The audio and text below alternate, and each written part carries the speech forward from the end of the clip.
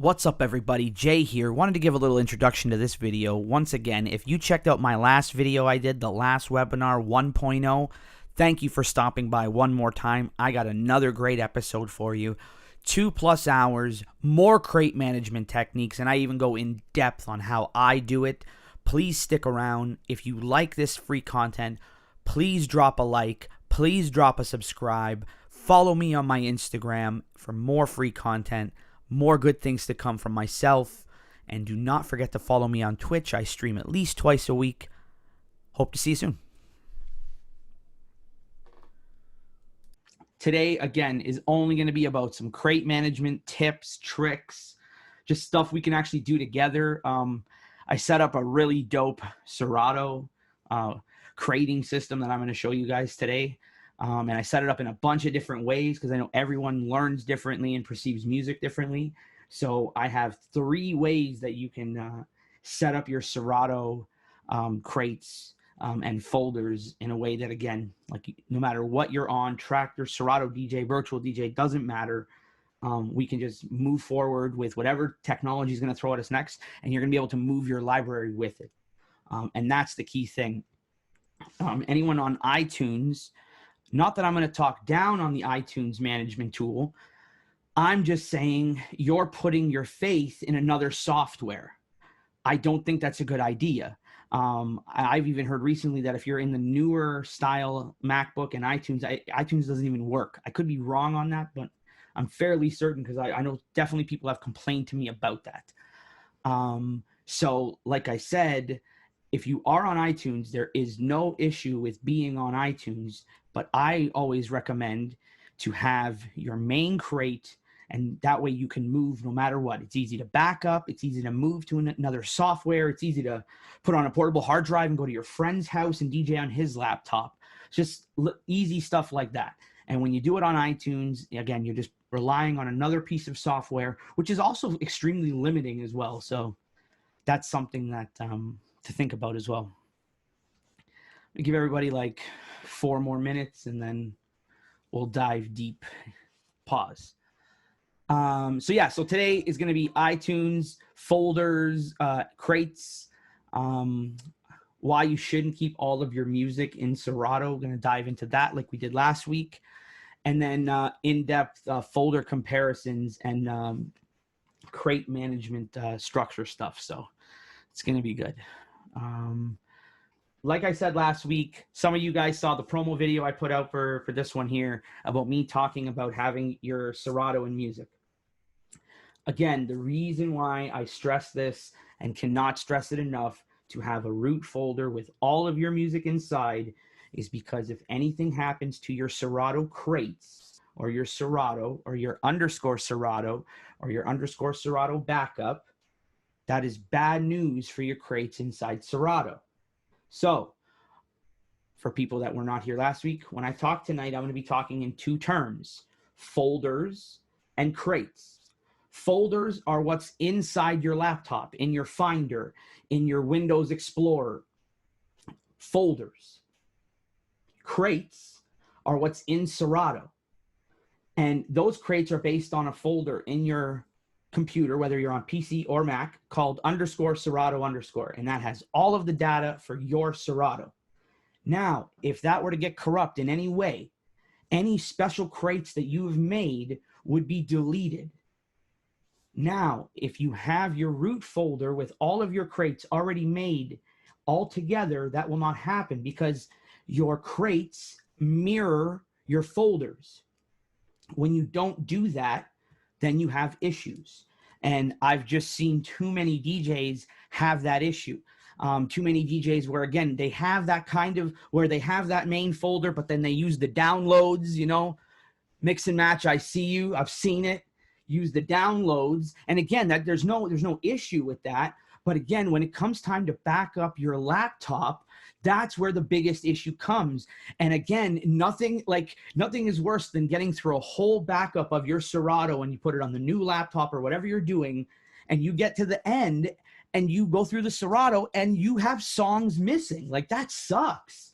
And like the anxiety, I can't even express the anxiety that feels, because What happens if you didn't back up the old one and you've deleted it and it's gone? So like I said, have one root folder. You be very literal with the music you put inside of that. I'm going to show you a couple ways. So let's actually, let me do a couple questions. I have a shitload of questions that I want to get to.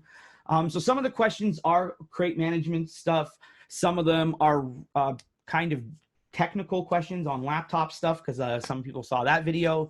And then some are just basic DJ questions, just because, again, we got some legendary DJs in here that have been DJing a long time, and then there's some DJs that are just starting out. So again, I just want to talk about everything, and unfortunately, I may not get to everything, but like I said, I just want to be very general with the information. And then again, maybe we can go one-on-one, pause, one-on-one in a private session, also pause.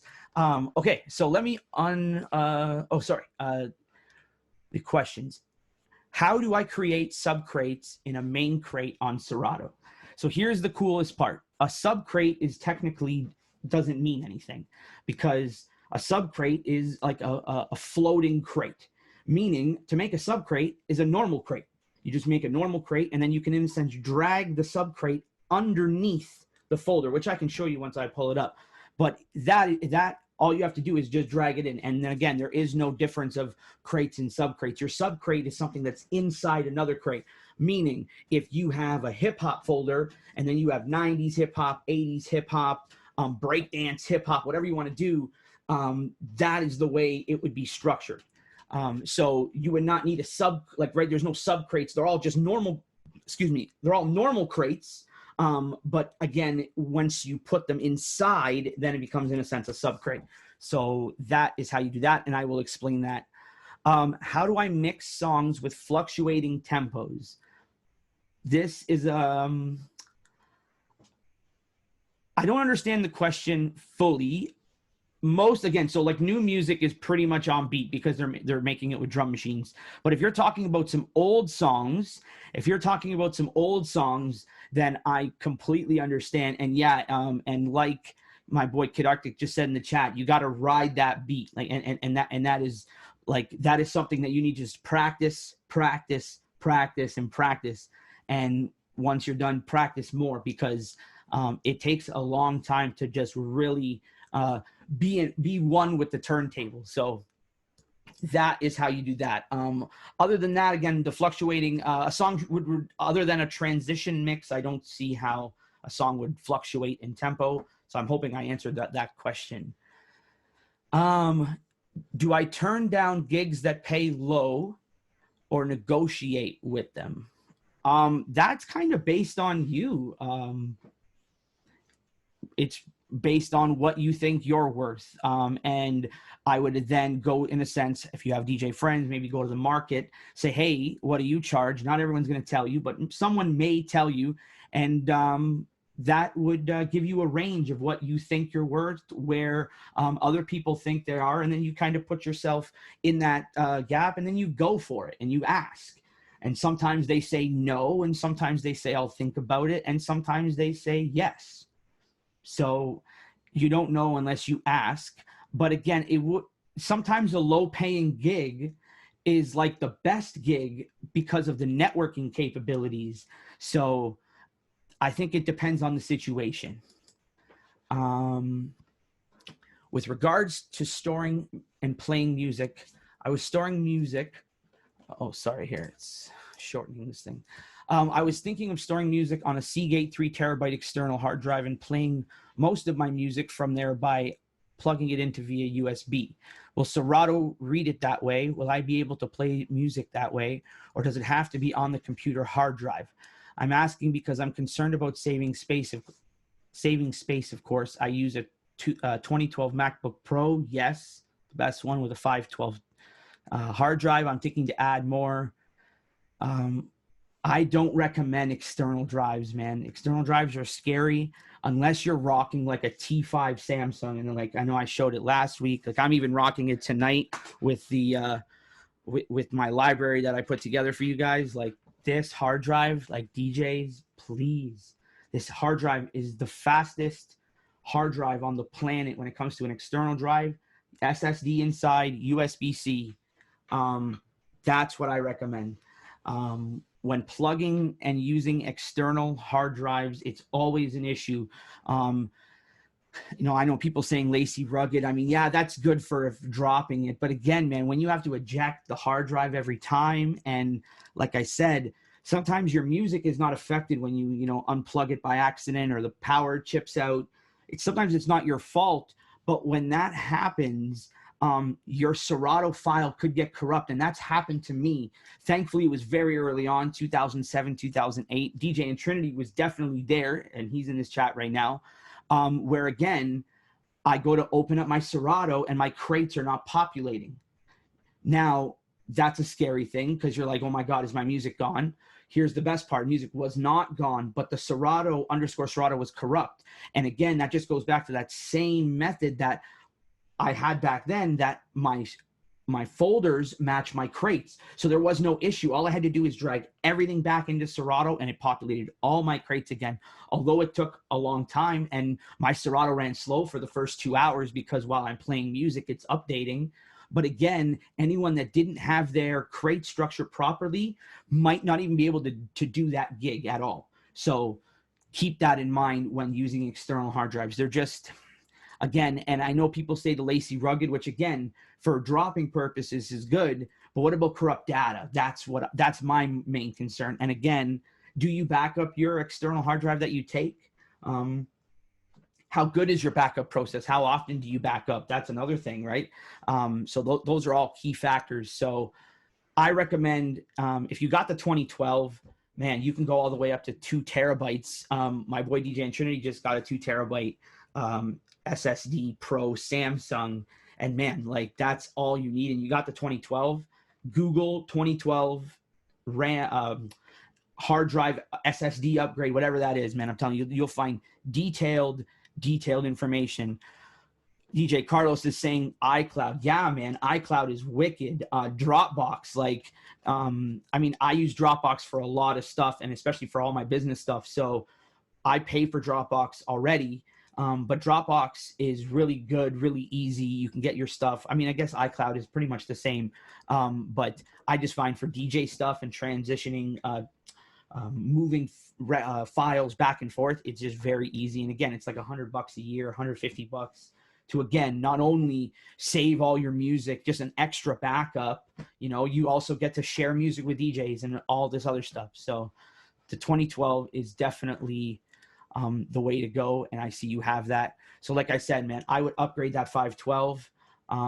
Again, take the disk drive out, put another pro hard drive. Imagine like 2 1 terabyte pros, man, like, God, that's insane. That's 2 terabytes of space.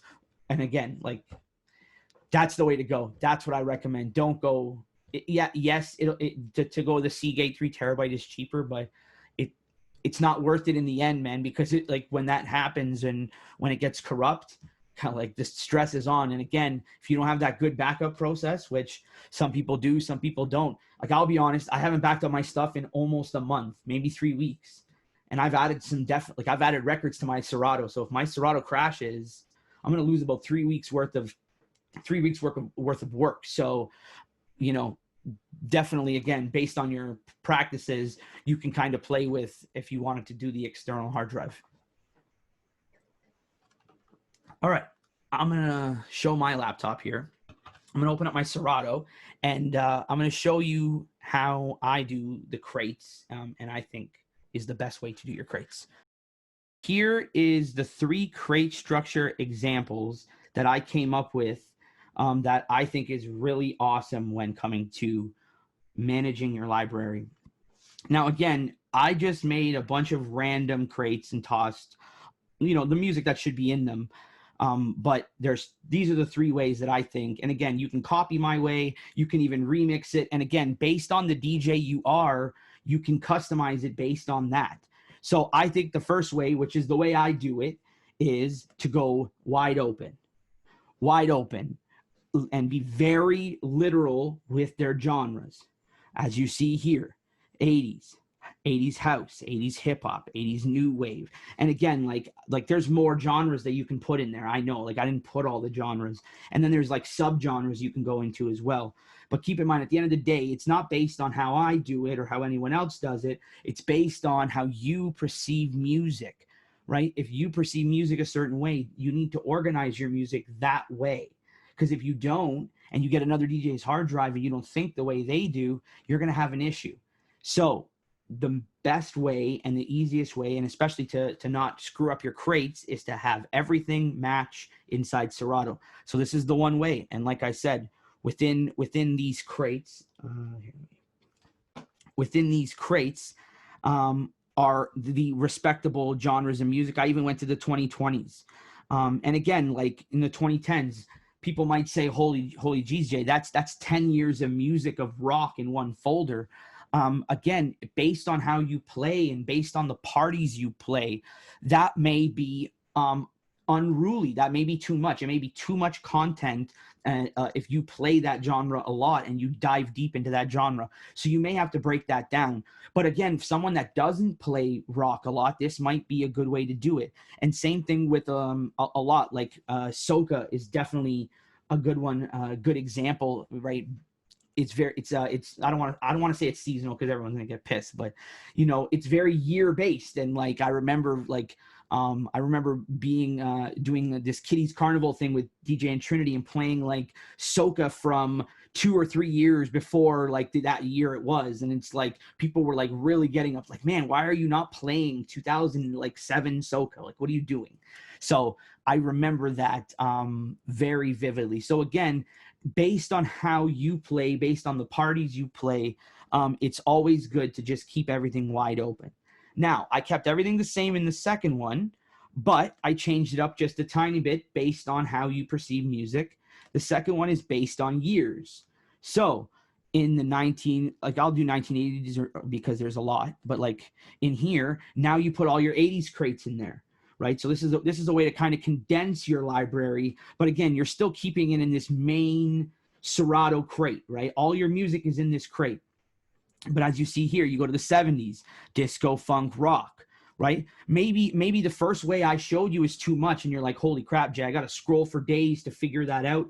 And then again, it's all clustered by year. Let's say I want all my hip hop together and stuff like that. Maybe you learn that way. Maybe the years doesn't work for you, right? Same with the 2000s country, dance. And again, like, for example, not saying that Afrobeat wasn't around in the 90s, but like, I don't know anyone that's got 90s Afrobeat. So maybe in your 90s crate, you won't have a 90s Afrobeat crate. But in that same way, you can customize all of these crates to fit the way you perceive the music and the way you organize the music. The third way is to do it by genre category. So you put all your country in the one, 90s, 2000s, 2010s, 2020s, and you do that with all the genres. House, same thing. And again, like you can even get even more in depth where maybe you perceive freestyle as more dance or house than maybe hip hop, but maybe it's the other way. You can adjust based on that as well. So those are just 3 ways that I recommend you sort your library. And that again makes it very, very straight, very plain. To then, when you bring it into Serato, you can do a lot of things once it's inside Serato because, again, you have it so broken down on the outside. And again, it makes it very easy when, right, you take a new song in from a site that's like you come in and it's like you got a new Rick James, edit. So you come here, man, and you go to, 70s funk and you like stick it in there. And like, that's the way that you now put your music in. It doesn't go into the downloads folder. It would go in this properly, right? And again, this way, maybe if some people aren't as organized and this might be not as good. Maybe you don't want to click too much. Maybe it's like, because again, this is a lot of clicking. If you go, right, I got a new reggaeton song, so I got to go into Latin, then I got to go into the 2020, then I got to drag it in there. Maybe that's too much clicking and you play too many genres of music. Maybe that's an issue. So based on the way you perceive music is the way I would sort the crates. And again, with these 3 methods, going by year, putting all your 70s together, all your 2010s together, again, also helps you when playing parties that, again, you're doing a 2000s party. Well, this 2000, like, you already have the crate structure set up for a 2000s party. There's no, I got to prep a crate. There's no prepping crates. It's all here. And literally, like hide all the rest of the crates. This is all you need for the 2000s party, whatever the case may be. So again, having it this way, and you want to play a 90s party or whatever, this would be a very good way to do it. Or, like I said, the way I do it, because I play so open format, I play so many different styles of events, I keep it wide open. And again, even with mine goes even deeper, deeper into reggae, deeper into dance hall. But again, as you see here, it's okay that you don't have to, not everything needs a year, you know? Like, for example, I come down here, this is just an example, but like Lovers Rock New, Lovers Rock Old, right? Maybe you play Lovers Rock in those terms. Maybe your old Lovers Rock is 80s and 90s. Maybe it's just 90s. It doesn't need a year. So you can do it that way. Again, it's based on the way you perceive. New Jack Swing, should that go in 80s? Should that go in 90s? Or should you just put all the New Jack Swing records into the New Jack Swing? That's the way I do it. But again, when I think of, like, you got to be able to think of that. And I remember someone asked me, where was it? I'd love to know some tips on organizing. Sorry, what is the best type of music categorization method to help you find music quickly? And again, that is what I recommend, is doing cheat crates. And again, making a crate. So again, this is your folders. Remember, these are just your folders. In Serato now, you're going to make a cheat crate of all the hottest records from 2010. So again, you're not just going to, you know, go into the hip hop. Actually, hold on. Let me actually like dive into some music, because those are just empty folders. Let me pull up some real folders here. So let's go 90s hip hop. Again, I just tossed a bunch of records. Obviously, there's more. But so again, you're going to come into the 90s hip hop crate. You could have 150, 200 songs. But again, 90s hip hop is very widespread. Maybe you're playing an underground party. Maybe you're playing a mainstream party. So that is where you're going to want your cheat crates to come in. Cheat crates are in Serato, not in your library. Why? The reason being is, if you did the cheat crates in your folders, you would wind up duplicating songs too much, because Windows and Mac don't have the library management capabilities like Serato does. So that's why you keep everything stationary in this one area. Then in Serato, you can move it around, right? And make those cheat crates. So again, that's the, to answer your question, the best music categorization method is to, again, to use cheat crates. And again, like, I literally have a folder called Honky Reggae Hits, and I use that at weddings, because I know that every song in this folder is going to hit. Every song. It doesn't matter. Every song in the folder is going to hit. So when you do that, again, when you get bogged up, maybe the dance floor, again, we all do weddings, we all do weird events where maybe the dance floor is not active, and you get nervous, have cheat crates. I mean, if you've ever been to college, I know when I went to college, you could bring a cheat paper where you could write as much stuff as you want on the paper. It's the same way with your crates. Put as much stuff as you can in there. Name it differently, like name it a way. Someone's asking, what do I mean cheat crate? So again, a cheat crate would be a crate that only you would know, that you would put all of your best records for whatever you're going to do in there. And it's something that only you would know. So for example, if you're playing a dance hall party, and you're going to play 90s, you're going to play 2000s, you're going to play new stuff. Maybe you don't want to be clicking, you don't want to be clicking through your 90s and your 2000s and your 2010s and your 2020s. You don't want to do that. You're going to make a cheat crate and call it vibes. And again, when you know only that's a word that only you know. Whatever, again, it depends on, and it's based on the way you perceive music. If you want it to call vibes, when you type in vibes into your laptop, and like, again, I would recommend vibes with 3 Zs and 2 Bs, whatever that case may be. When you do that, you come up to that cheat crate, right? And you can do that with all genres, not just reggae, with any genre. You know what I'm saying? There's a lot of 80s pop, but you're not going to play, 90 songs of 80s pop at a wedding. You're going to pick the 10 songs, right? You're going to pick Cyndi Lauper, Whitney Houston. You're going to do all those records. You're going to put all those. right? You're not just going to go into your 80s rock crate. Maybe you are, but I'm just saying the cheat crate way is you go to that crate and you only have the hottest records in there. That way you can move through. Now, again, maybe you're like, that sounds like cheating. No problem. Use the other method. I'm just saying when you need to use it, it's there. But again, what people tend to do is use the cheat crate method in the folders, and that's how you get mad duplicates. Because technically, you shouldn't have duplicates. If, again, the only way it would be if you have duplicates is if, like, you spelled a song wrong. Because technically, when you go to put a song in and you tag all your songs the same, and you put it in the right folder, like Notorious B.I.G. can't be in 2000s hip hop, right? It's 90s hip or whatever. I mean, maybe that's a bad idea, but like you get what I'm saying. Like the song can only go in that one folder. So that's why, again, you keep your crate structure just dead on accurate, like this. And again, like I was saying before, you don't need to go all years. Like, again, I do that cheese party. My cheese party spans, 10, 15 years. So I just do it like that. The crunk era, right? Crunk era, and again, some songs still sound like crunk. You can toss those in there. Moon Baton, like just stuff like that. But again, when you do it like this, I'm telling you, you will be so surprised on how well you'll be organized.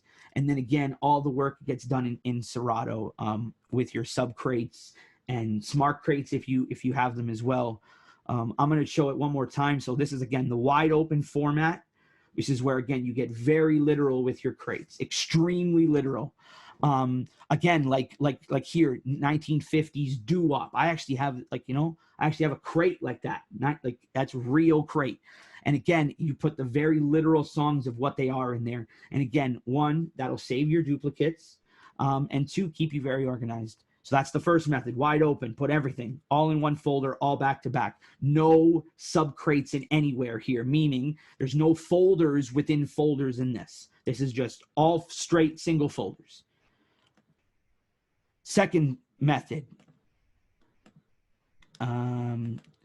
Second method is where you can put all of your years together, right? So you open it here, put them all that way, but maybe that's not a good idea. Maybe you don't like that. Maybe you don't receive music that way. Maybe that's too much clicking for you. Maybe you want to put all your genres together. And again, like I could see a lot of soca DJs and reggae DJs doing it this way, where again, when you're going to play reggae, you're going to play a wide open range of reggae. You're going to put all of your stuff in here. And again, you're going to have more crates than what I have here in front of you. But again, this is the way you're going to want to do it.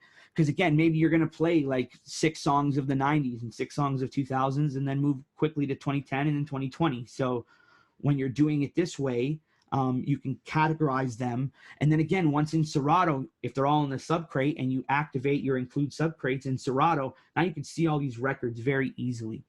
But again, these are the folders. These are not your crates inside Serato.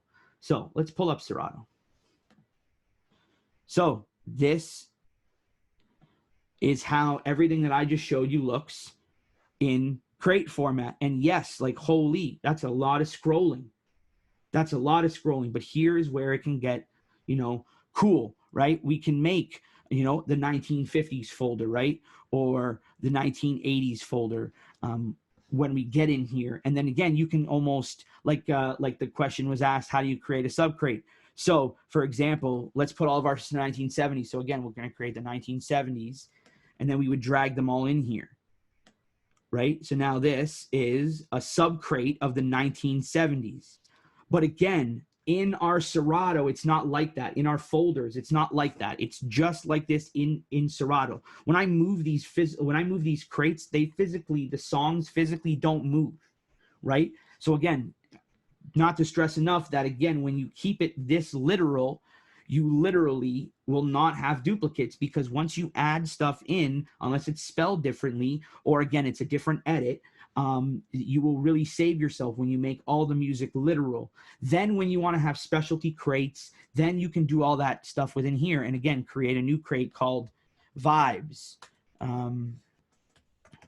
right? Called Vibes. And then again, we'll go to the 90s thing and we'll grab a couple of these records and we're going to, we'll toss them in here. right? Oh, here we go. Let's do this again. Vibes, right? And now they're all in there. And then like we're gonna where's another one? And the 2000s. We're gonna grab a couple stuff from the 2000s here. 2000s, and we put it in. Oh, we put it in the wrong one. Put it in this one. Here we go. So again, and then again, another thing you can do is you can go like at and put a word called, let's say, vibes with 2 S's, 3 S's, let's say. Yes. Now watch. Okay.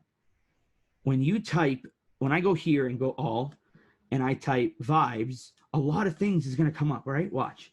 So when I type vibes, look, all of these songs are going to come up. Now, although this is coming up, but look, this vibe is coming up too. And like, let's say I use the word that it has, is more common, right? As soon as you put that at symbol, now you're actually really only getting these, cheat crates, and again, you can even get more into the smart crates without even getting smart, because again, imagine this one song was in your vibes crate, was in your party crate, was in your mash up the dance crate, whatever the case may be. You can have multiple acts there, and when you type in act and whatever that says, you can really get detailed. And again, that's beyond even going into smart crates, because again, smart crates, you got to have your tagging really on point. Your years, your genres, your comments sometimes. Again, it's very detailed. So this way, and again, not that I'm pushing to not be a stickler and to not be very detailed with your music, but some people just aren't like that, and I recommend just do whatever's comfortable for you. But again, when you do it this way, you get these specialty crates, and again, you're not worried about your Serato crashing. Why? Because all of your folders are all good to go, right? Like watch this. I'm gonna do something in a sense scary to everybody right now, right? Are you guys watching this? I am going to delete all of these crates here. Why is this not letting?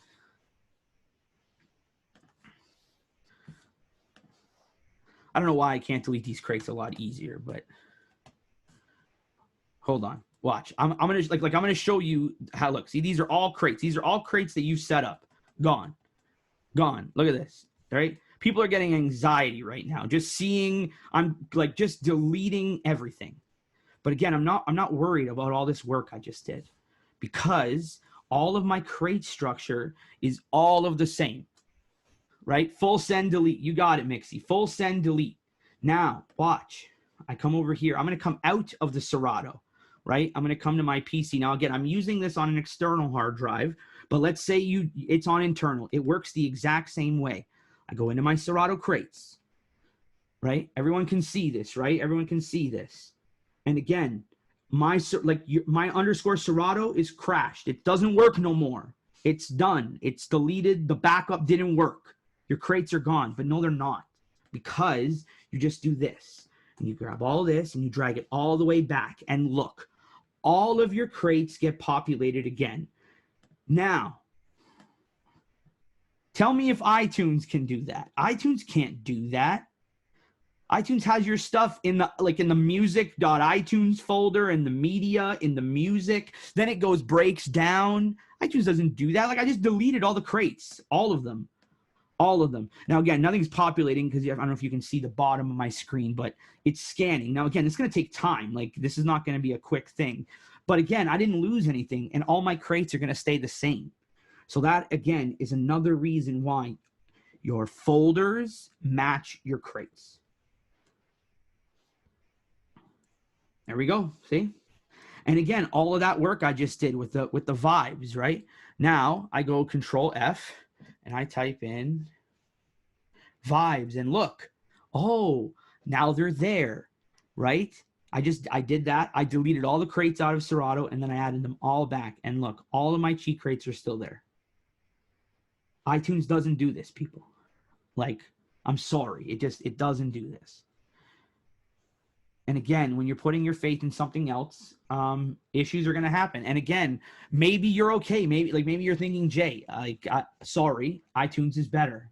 That's okay. I'm not complaining. But again, being in the position I'm in, and the amount of DJs I interact with, and the amount of DJs that call me for help, I'm telling you, I've heard the horror stories. Like, I can't see the DJ on the other phone crying, but I can hear the whimper. In the voice, it's there. They're upset. Don't do that, man. We're all home now. We're all home, right? We're all home, man. Just get it done. Get it done. Go through. And it's so awesome, again, to talk to each other, man. Me and D Money, I've been really busy this week, but like even last week, me and Money talked every day. And again, even me and Trinity are talking more and more.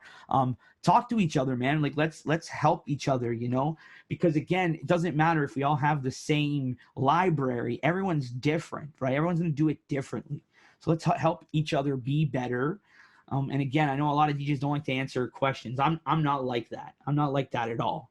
I'm going to tell you exactly how to do it, but I'm not going to like make you be lazy though, right? Like if there's questions you ask that is a very Googleable answer, I will tell you to Google it, because a lot of these things are that easy that you Google the information and it comes up. Like that's crazy. Like you Google it and you literally ask Google exactly what you want. And again, like, I don't know if you guys watch Gary Vee, he says this all the time. You may have to read for 5, 10, 15 minutes, but again, you will find what you're looking for.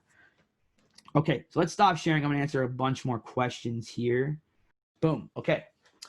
Thoughts on the new 16-inch MacBook. It's pretty solid for Serato from what I've heard. Man, the new laptops, although are awesome, and definitely expensive. I've just heard some just not bad reviews, but just even like shout out DJ Mix and Match. I know he has a special process that he just can't just plug his S9 in. He has to like make sure Serato is off. Mixie, if you're still here, can you like put in the chat that process of how that works? Well, I think I'm pretty sure you got to have Serato off, then you plug the USB in, then you start Serato, and if any, you have to have the USB plugged in before you open Serato. There. So again, anyone looking for the new MacBooks, just keep in mind, not all MacBooks are affected by these stupid little things, but keep in mind that there are MacBooks that are affected. So definitely hit up the Serato forums and do your research before investing in that. But like I talked about last week, and we can talk about again tonight, that 2012 MacBook Pro i7, preferably 15, because it's more powerful in the 15. That is your best bet, man. It's a workhorse. And again, like I think what did we do the math last week, guys? Like $1,200 or something. $1,200 is ridiculous. And again, I'm talking about a mad fast laptop, Pro Samsung terabyte hard drive. Again, like less than like, let's say you don't have a lot of music. Let's say you only play reggae or you only play soca or like whatever that case, or you're only a house DJ. It doesn't matter. Again, $1,200. If you want the 512, maybe you're at $1,000 or $900. I mean, the 512 is even on sale right now. But you do these little things to save money. But again, what people understand, and don't listen to these computer gurus, because these computer gurus on paper, they don't understand the workings behind Serato and stuff like that. On paper, the new MacBook just, smokes, man. It smokes the 2012. I understand that. On paper, it does. But when it comes down to the nitty gritty, that Pro hard drive, again, will change the way your laptop operates. And I promise you that. And I've seen it because I've done it to multiple computers, multiple years, 2010s, 2011s, 2012s. I don't know if DJ Grouch is here, but shout out Grouch. Me and D Money had to hook him up one day. He had a 2011 and wanted that Pro hard drive, but his ribbon cable for the hard drive didn't read the SSD. So he had to order this crazy cable. So like I said, man, I'm speaking from experience because I've literally experienced this before. If you can, do not buy a new laptop. And again, that's coming from a guy that uses a 2015 laptop. I use a 2015. I have a 2012 as well. but literally my 2012 is just as fast as my 2015. And again, that's not like anything bad. It's just that like I almost wasted money. I could have saved $4,000 and kept that laptop, or $3,000 and bought another and have two of them. So just stuff to think about. Where do you put remixes, especially when they're involved in multiple genres? That's a good question. Man, again, it comes back down to how you perceive music. I get this question a lot with acapellas as well, man. Like for me, I have an acapella folder, but I know some DJs, they put the acapella with the track as well. So again, it's based on the way you perceive music. The way I would do it with the remixes would be based on what it is. You know, if it's a Bruno Mars, you know, up tempo house future mix, whatever. I would have a folder like that and call it that, and then again make sure that goes there, and songs like that go there, and then again you can build that vibe crate, and whether you call it vibe or not doesn't matter, but you can build that vibe crate of all the songs that sound the same. So keep that in mind. But again, the remixes based on, again, like what's the remix? Is it a full bass remix? Is it just a redrum? Because if it's a redrum, maybe it can just go into the normal Serato folder, right? Like whatever it is. If it's, you know, if it's a redrum of, you know, Nelly Hot in here, maybe it can go into your 2000s hip hop. It doesn't maybe need its own folder. So it's pretty much based on the way you perceive music. Chat is on fire right now. Love it. Like I'm just seeing the chat just go. I love it. Love it. Okay. I hope that answered your question. Be a bit more specific with the question about where do I put your remixes? Ask it again in a bit more specific way, and we can get more detailed, because again, like based on what you play, I think I could give you maybe a tip or two of which way to go. Remind them to set browser to always ask where to save file. I guess that came in a while ago. Yes, so you can do that as well in your browser, whether that's Google Chrome or Safari, doesn't matter. But what that's saying is when you're downloading music from the internet, instead of it going into your downloads folder, and again, maybe you forgetting about it, and again, you getting it last minute, and then you add it, and then it's always there, and then you don't worry about it, which again happens. Like that's a real life scenario. A new song comes out, but you didn't get it in time, and you get to the club and you're like, fuck, I do not have the new song. You download it into the downloads, you load it into the Serato, and you just, and again, like I've seen DJs do it, you just create it. It just gets created and it's in your Serato now, and you never change it. You never change that file location ever. You never do it. It just stays there in the downloads, right? Me, see? This is real scenario. You just keep it there. And again, like you don't want to change it because you're like, I don't even like, and sometimes like you don't even know where it is now. Like you just gotta know where it is. It works. It's got all my cue points, all of us on. See, again, man, don't do that, man. Put the music into the folders, man. I'm telling you, you will save yourself so much headache. Because again, that same thing will go back again. I know I keep repeating myself, but again, I just want to get it through everybody's head that again, when you download and do that, and then you go to backup, you don't save all your music. Even if you go to all the downloads, I'm telling you, don't do that. Put them in the literal folders. Spend 5 minutes, 10 minutes. Like it's not a lot of time. Set yourself up for success. And again, the way you perceive music, I showed you those 3 ways to sort the crates. I'll put it up again for anyone that wants to see it again. So like set yourself up for success. That again, a task that you do not want to do. No one likes that's a task I don't like to do. Adding music to Serato, man, I just spent like hours editing it, right, and sorting it and tagging it and all that stuff. Now I gotta add it to Serato and analyze. Like, man, that's not a thing. So I set myself up for success. Same with people backing up stuff, man. You know, if you don't have a good backup process, maybe that's because, man, some people are lazy, but some people it's like, man, I don't have the 2 hours of time, and people tell me like, you know, do it before I go to bed, but then, you know, I'm telling you, buy a fast hard drive. Buy that hard drive I showed you, this T5 right here. 15 minutes for 750 gig hard drive. 20 minutes. Back up your whole library. Make it easy, man. Make it easy. Like, man, we buy so much stuff on like stupid shit, and they're just little things like this. Like this is a 1 terabyte for 200. I think KW said $229 right now. Like, man, $229, and like stress is gone, and now you have a backup of your hard drive and whatever else, and it's mad quick. Man, the craziest thing, I don't know, like, did you guys see how fast that populated the whole library? Like, that's on a hard drive. Like, that's not my internal hard drive on my laptop that I'm using. What you saw there is on that T5 hard drive. It loaded that library just like that fast, right? That matters. 1000% matters. So like going back, like in Trinity said, in the downloads in your browser, right? That's going into your browser settings, whether you use Google Chrome, Safari, Netscape. I know D-Money's definitely on Netscape. Kid Arctic's probably still on the Netscape. Ask Jeeves. They're definitely like those guys definitely are in those. But again, you got to go to the settings.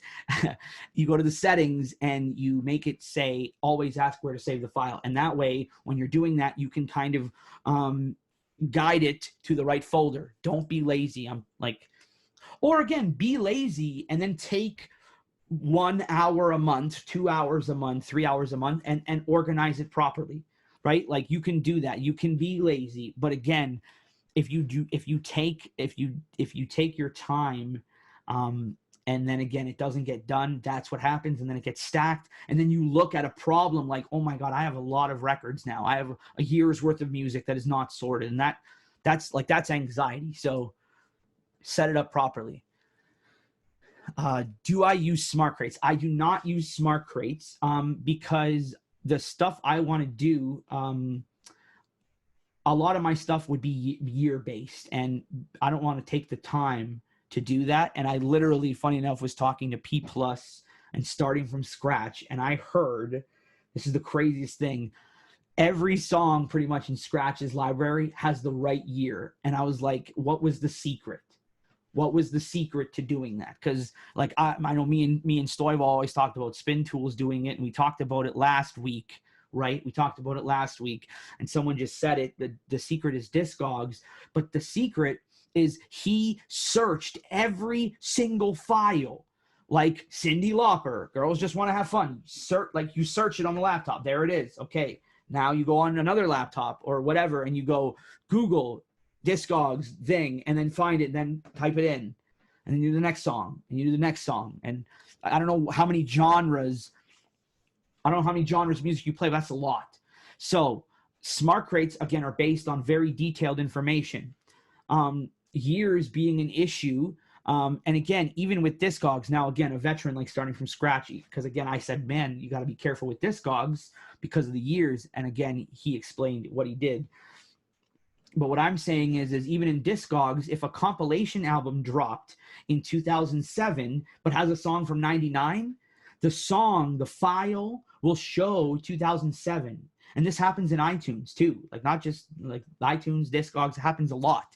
So again, you got to be careful. And the secret was, it's actually not a secret, but Scratch, when he was searching, he would go to the this 12-inch single, which is again like the first press release. That's the real date versus like a prior date, a remaster, whatever the case may be.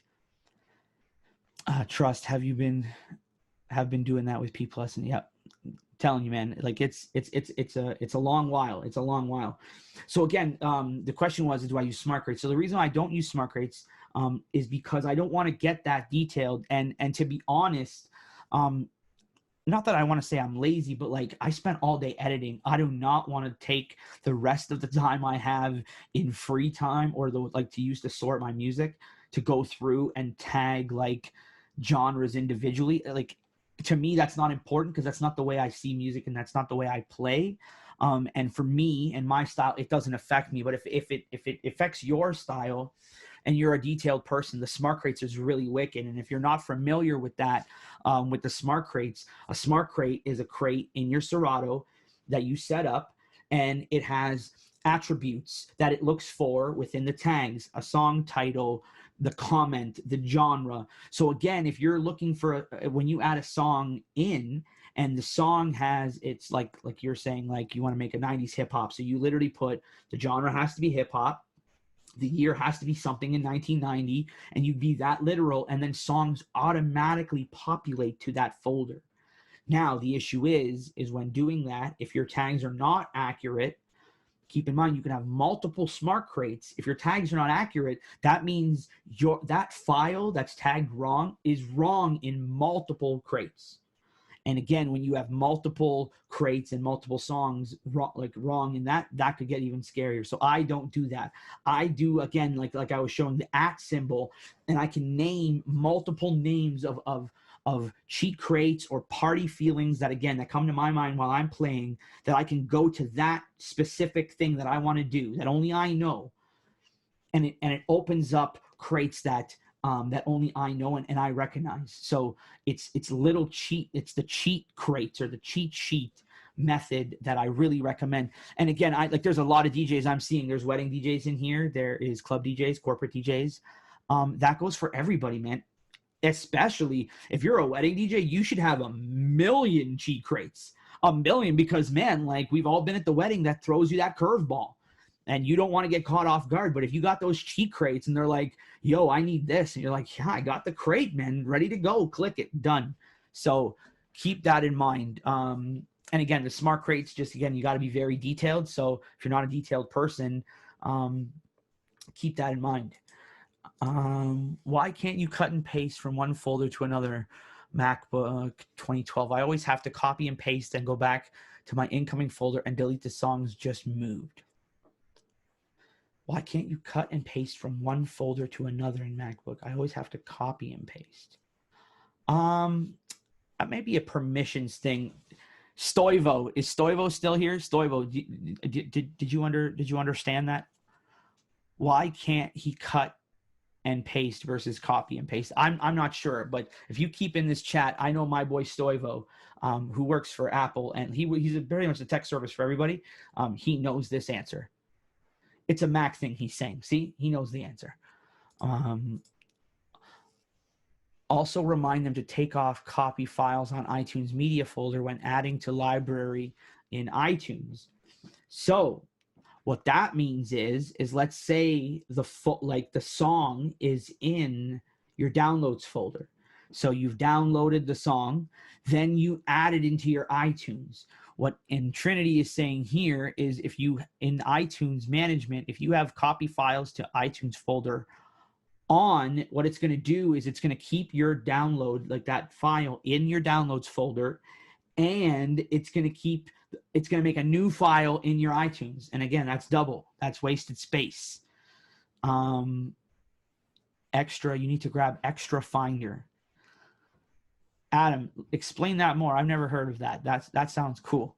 But yeah, that is definitely a thing that you're going to want to get involved with when putting the folders and crates together, is, again, just being very and extremely literal with your tagging and with your putting them into the right folders, right categories. And again, man, keep in mind, like, I don't know how long you're going to DJ for, but keep in mind, not only are you're making good practices with your library, you're going to know your library better, but whatever comes next, whether that's like a new Serato or something new comes, you're moving your library with you. You don't have to figure out how iTunes is storing your library. You know how your library is. And again, when you set it up that literal as well, it makes it very easy for you to move things around. Very, very easy. And you can go to the exact folders you need the songs from. It makes it extremely, extremely easy. Another thing that is not talked about a lot that I wanted to bring up again is you don't need to keep all of your songs in your Serato, right? You can have the song in your computer, but not in the Serato. So when you search for it, it doesn't show up.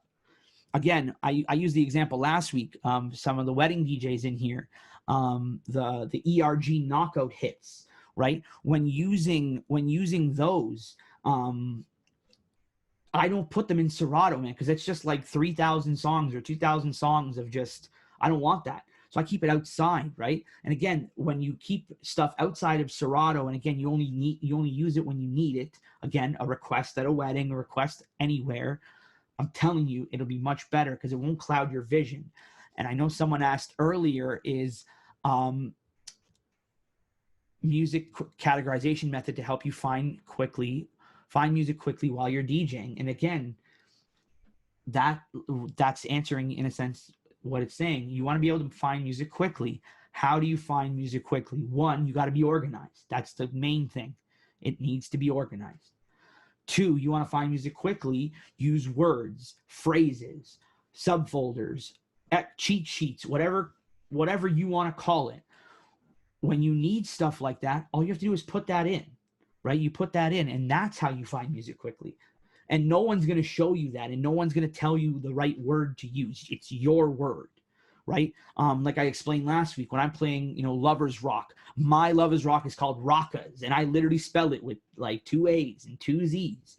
And again, nobody, Stoivo just said the fuck up crate.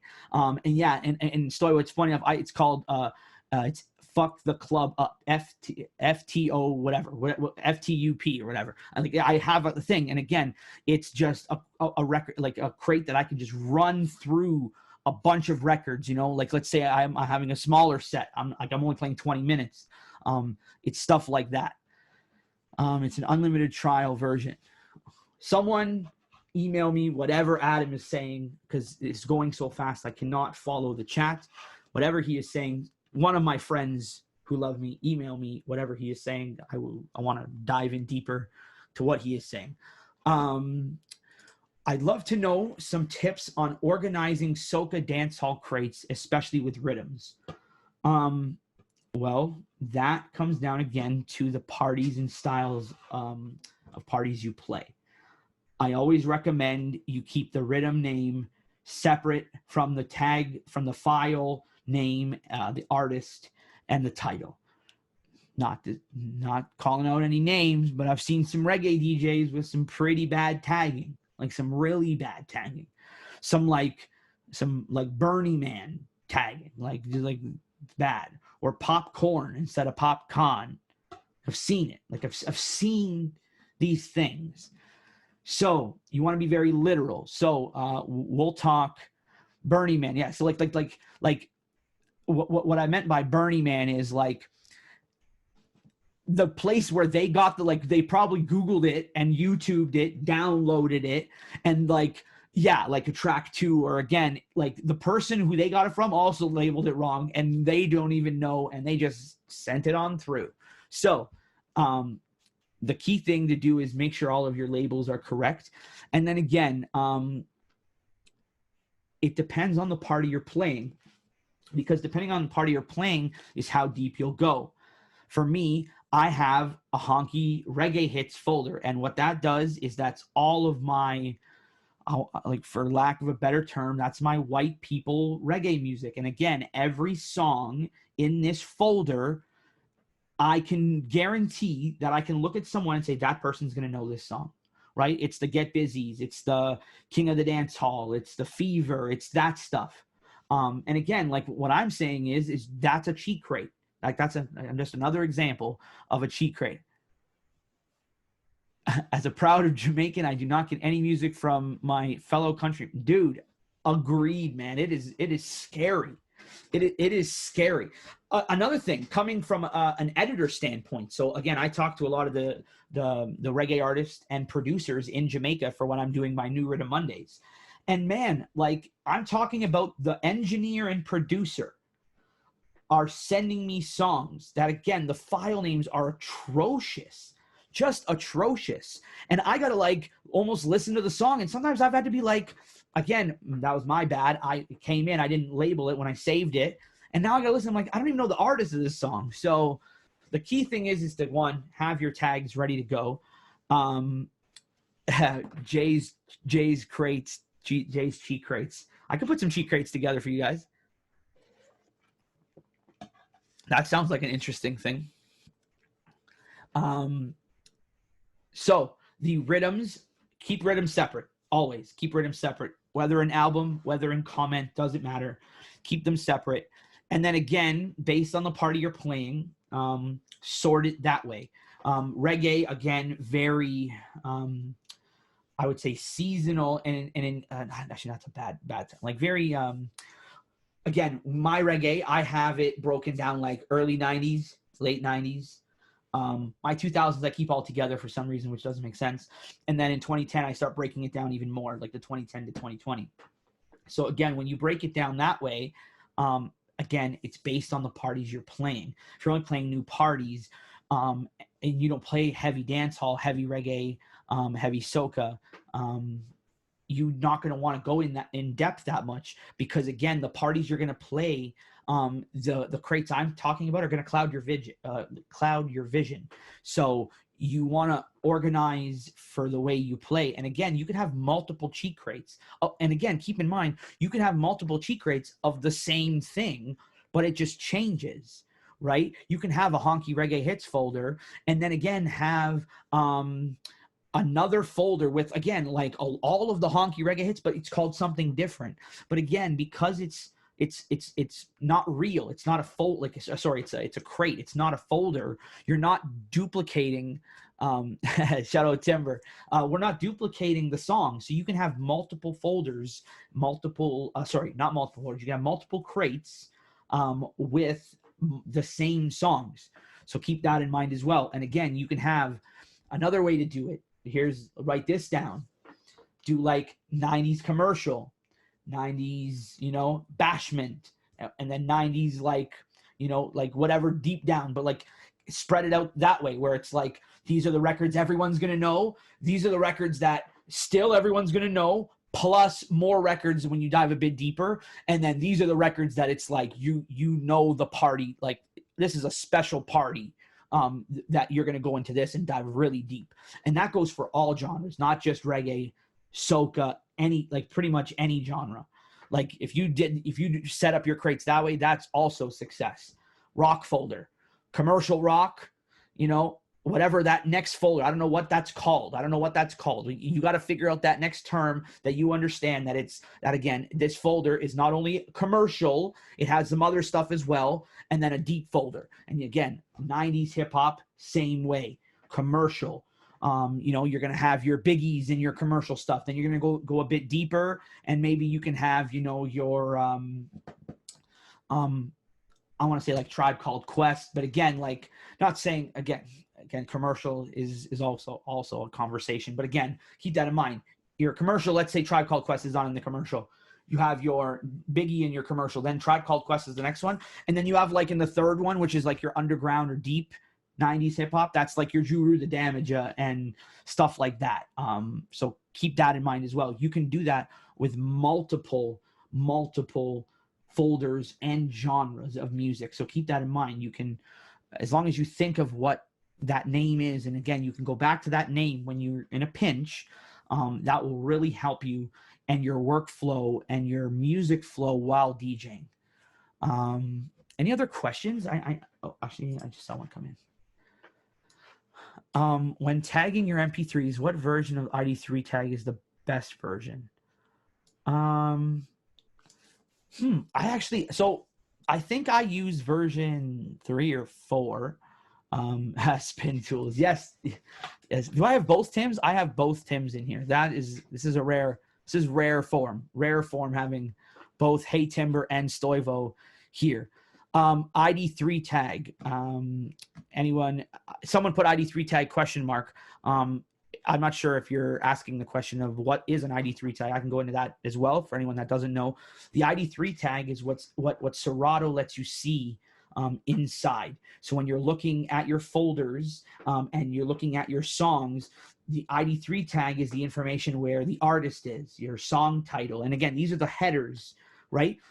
Your ID3 tag stores those values: artist, song title, album, comment, genre, year, copyright information, lyrics, IRSC catalog numbers for, again, if you're going to like go on iTunes, if you're going to actually send your stuff out to like a label that's going to produce your stuff and it's all cataloged that way, that saves all the information. So what he's saying here is a version of the ID3 tag, which again, if you're not using any ID3 tag software, I'm not sure how you're tagging your music. Maybe you do it inside Serato, which is not an issue. It just, I find it takes a lot longer. I like to use Tag and Rename, but that's only a PC-based software. But that again opens you up to really start getting creative with your tags.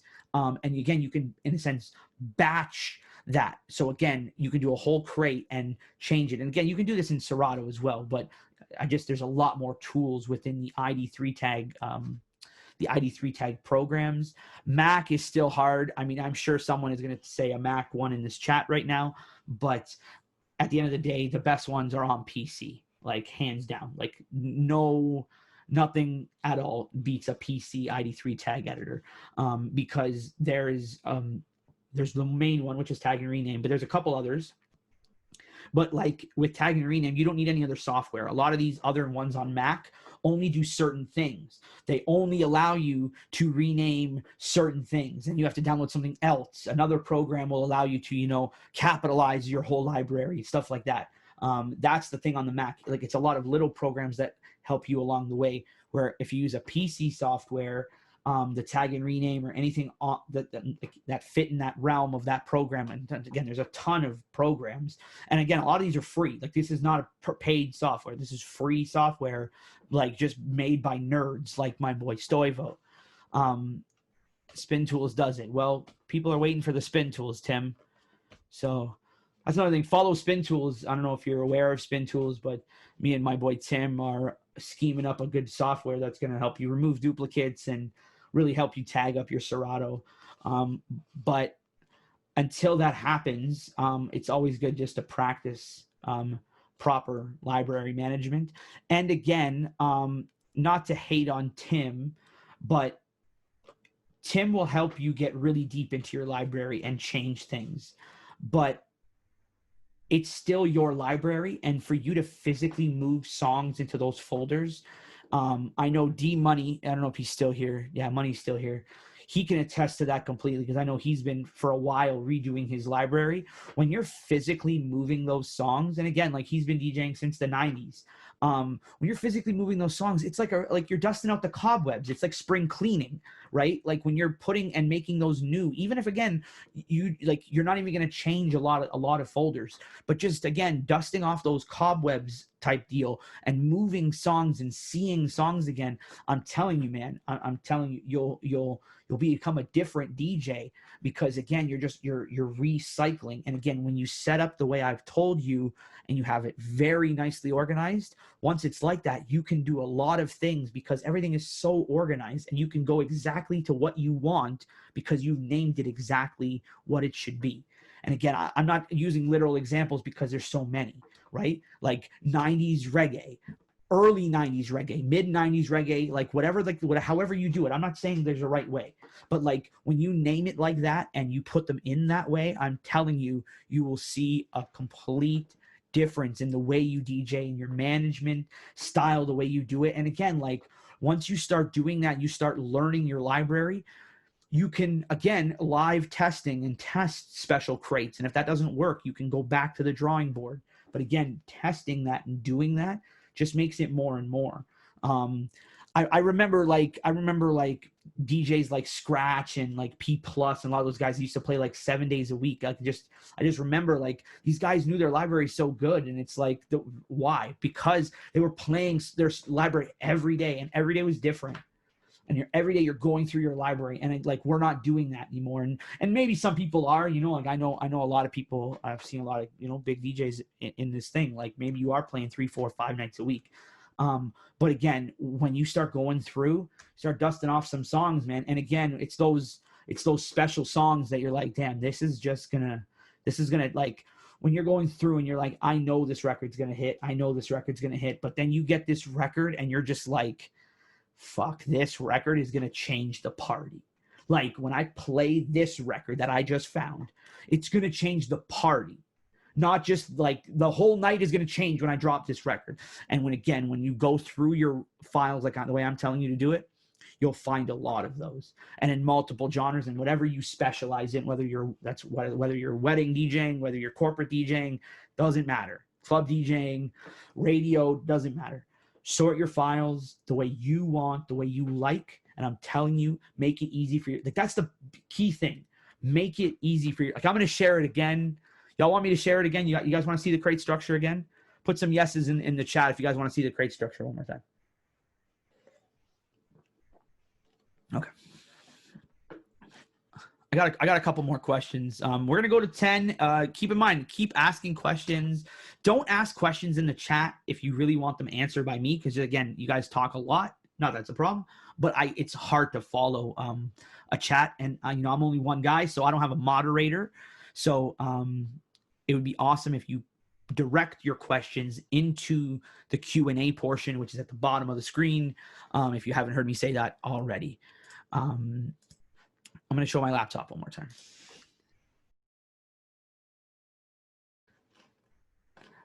Okay, so I'm going to show you. I'm going to pull them up together, and I'm going to pull up my Serato. So I'm going to pull them side by side so you guys can see them. So first things first is the wide open format. Wide open. Keep in mind, everything I'm about to show you in all three of Serato Crate Style 1, Serato Crate Style 2, and Serato Crate Style 3 are all the same folders you're looking at. Every folder in this, the way it's named, is all named the same in all those other ones. I've just sorted them differently. That's the only difference. So this one, Serato Crate Style 1, is sorted wide open, meaning I literally labeled everything. So it's not like, again, rock is because it's been around for so long. 1950s rock, 1960s rock, 1970s rock, 1980s rock. Now, keep in mind, you don't have to be that literal. Maybe you play only 20 records from the 50s, 60s, 70s. That's okay. Like, you can name it whatever you want and sort it that way. But again, don't store files that you don't need to. So again, if you are going to label it, and again, label up 3 decades of music into one, make sure you don't have a lot of records. Make sure those are only the key records. And again, those are the ones that are going to go inside Serato. Keep in mind, you do not need to store all your records inside Serato. It can store on the outside, meaning, quickly, I'm in Serato playing, right? I'm in Serato, we're playing. Again, we're in offline mode, but whatever.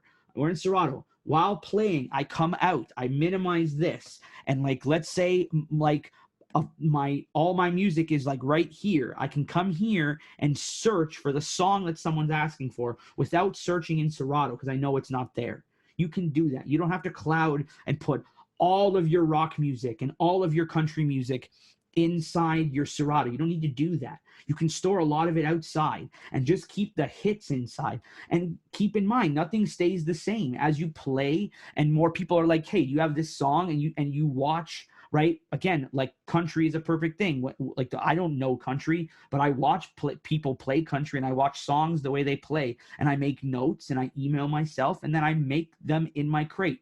And if I see a song that is not in my country bangers, but I see the way people react to it, I do the research, and then I add it in there, right? I just don't add all of, like, the country, I don't download all the country hits from whatever, from iTunes, and then add them in. I only add what I need, okay? So again, if you're not going to keep the crate literal, and again, rock is a perfect example. If you're going to play rock from 50s, 60s, 70s, I don't want to say 80s because 80s is a bit different.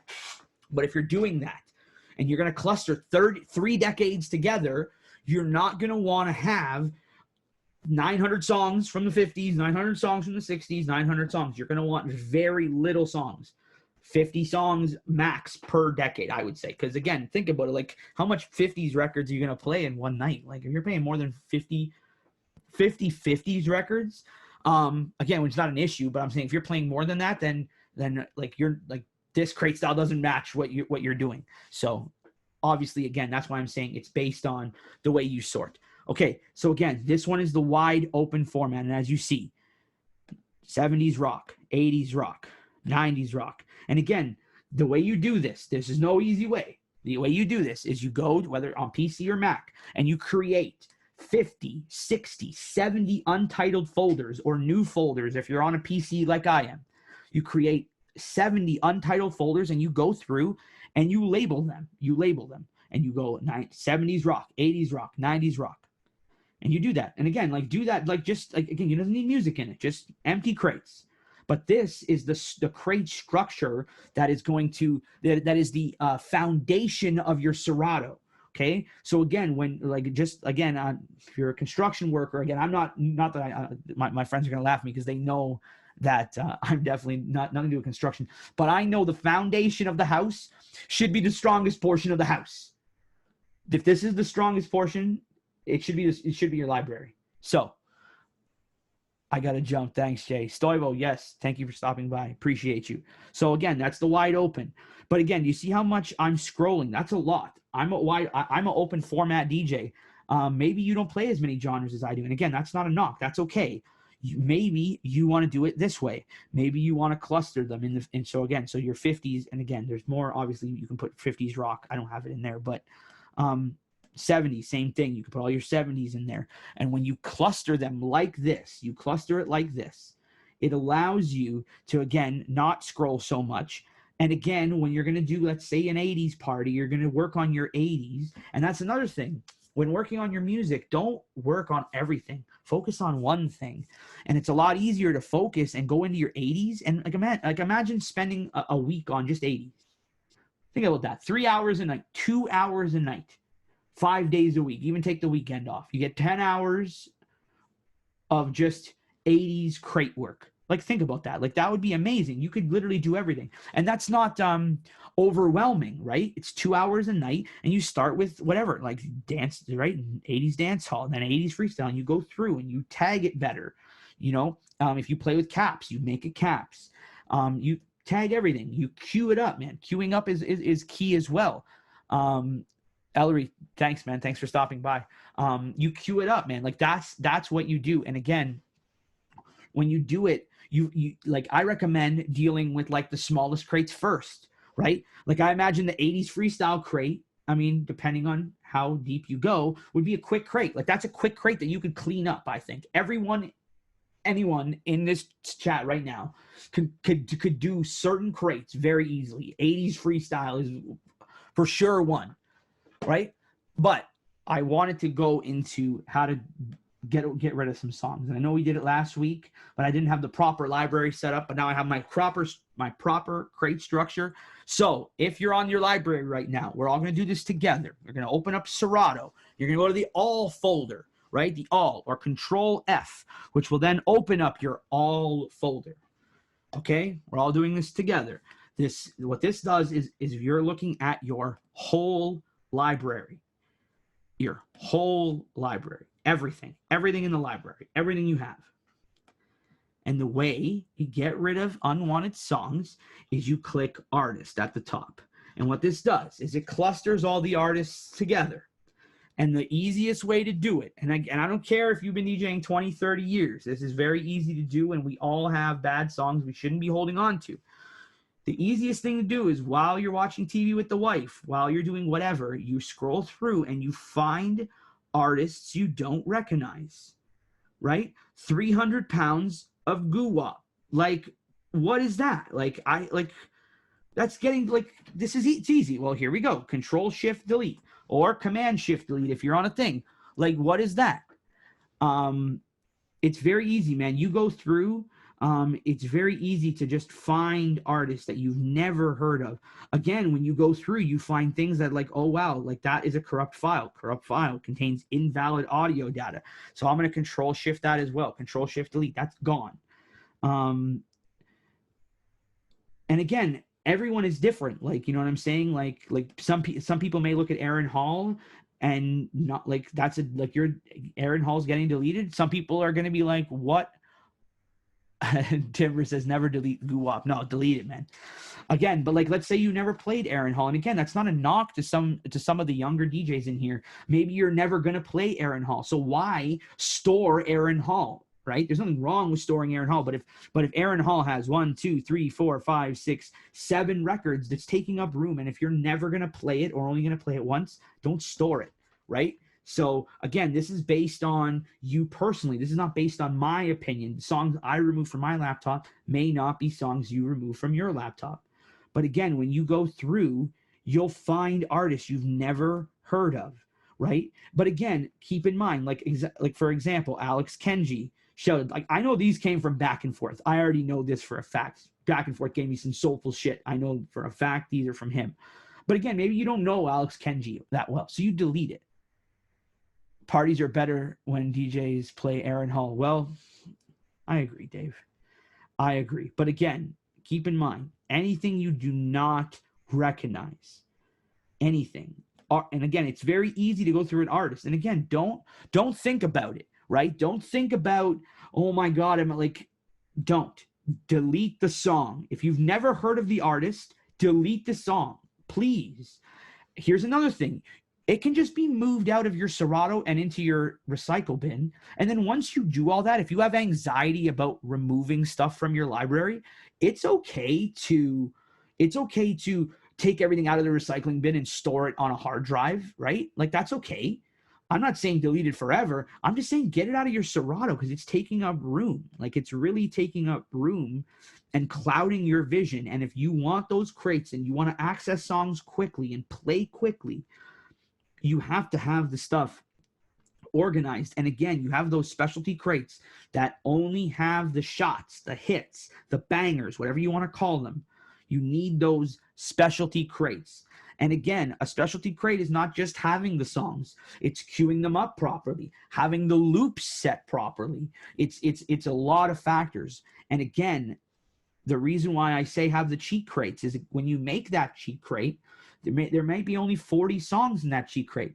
That seems like an easy thing to do. That seems like grab a drink, sit on the couch, and go through 40 songs and tag them properly and cue them properly and tag them properly, cue them properly, year them, put the proper loops, detail your cue points, right? When you make it smaller, right? When you're only dealing with 40 songs in your crate, and keep in mind, it's a cheat crate, meaning it's all the hits. Meaning you're going to use it. Like this, you're not just working on a crate you're never going to use. You're going to use the folder I'm talking about. So it takes no time to go through 40 records, 50 records, 60 records. Take 2 days, take 3 days, doesn't matter. But now you have that, right? Your base is going to be good, and you have those cheat sheet records. All right. So going back to the crate styles again, anyone that wants to see that again, these are again when you break it down by genre. So all your reggae and dancehall would go together. All your soca, calypso, back again. And again, like for me, DJ and Trinity pretty much told me one day, and it's just stuck with me, that anything before 2000s is back in time soca. So that's the way I do it. That's the way I understand it. Maybe you understand differently. Maybe you can have a 1990s soca folder. Be my guest. That's not the way I understand it. And Trinity told me that. That's what's in my brain. And when I think about playing a back in time soca set, I go to my back in time soca crate. So keep that in mind. But again, like I said, all of the crates in this folder are all spread out in all the styles. It's just the way you're sorting them and the way you see your library. And like I said, maybe you don't want to scroll up and down a lot, right? Maybe you play less genres, and that's okay. Maybe you only have 4 or 5 genres. So like you're only seeing 4 songs in the 4 1980s crates, 4 1990s. Like maybe that's okay. But set yourself up for success. And then the second thing, again, is to go through and delete songs you don't know. And again, for example, coming through here, another corrupt file, send it, gone. Come on, I want to find like some artists like we've never heard of before.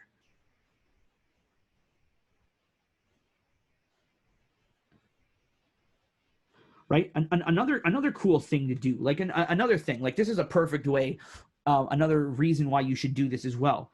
Like for example, let's say you want all of these songs to be the same. Well, man, we can clean this up right now. You can select all of them and type it in properly, Bob. Or we'll even do it better. If I want all of these ones selected to look like this, I just click this and then click like that. And then look, already you're making your library better. Just quick little things, just change the way that you organize your music.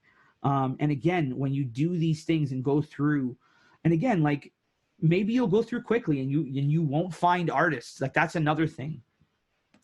That's another thing that happens as well, where you'll go through all of your music and you actually will not find an artist to delete. Maybe all of the songs. And when that happens, It's time to go deeper and get more in depth of what you're doing. Also keep in mind, like, how many, like, look at the crate and look at how many songs it has. If it's a 90s hip hop crate and it has like 900 songs, that doesn't seem right. Like, I don't think you need 900 hip hop songs. Like, I don't even think Scratch has 900. Actually, that's bad. That's a bad example.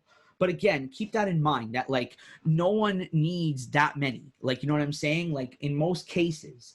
So like, sort them the way that you understand them, the way you play them. And man, I'm telling you, like, it'll just be better. It'll, like, you'll understand your library better, right? You won't need to ask friends for crates. And again, when you take the time and just focus on little projects, like little wins, like, I know that sounds like some motivational shit, but like, focus on the little wins, the little ones. Doing an 80s freestyle crate, boom, now my 80s freestyle is good. 90s freestyle crate, you know what I'm saying? Do those little crates. And it just, you do not know the feel. Like, I can't explain the feeling that you get. It's I don't know what to say. D-Money, where are you at? Explain the feeling you get when you get a crate done, man. Anybody, just, it's honestly ridiculous, because once it's done, it's done. Now you focus on your records now. Like, now you focus on playing the records and being creative, right? When everything's jumbled, it's hard to be creative because you're thinking about where your songs are.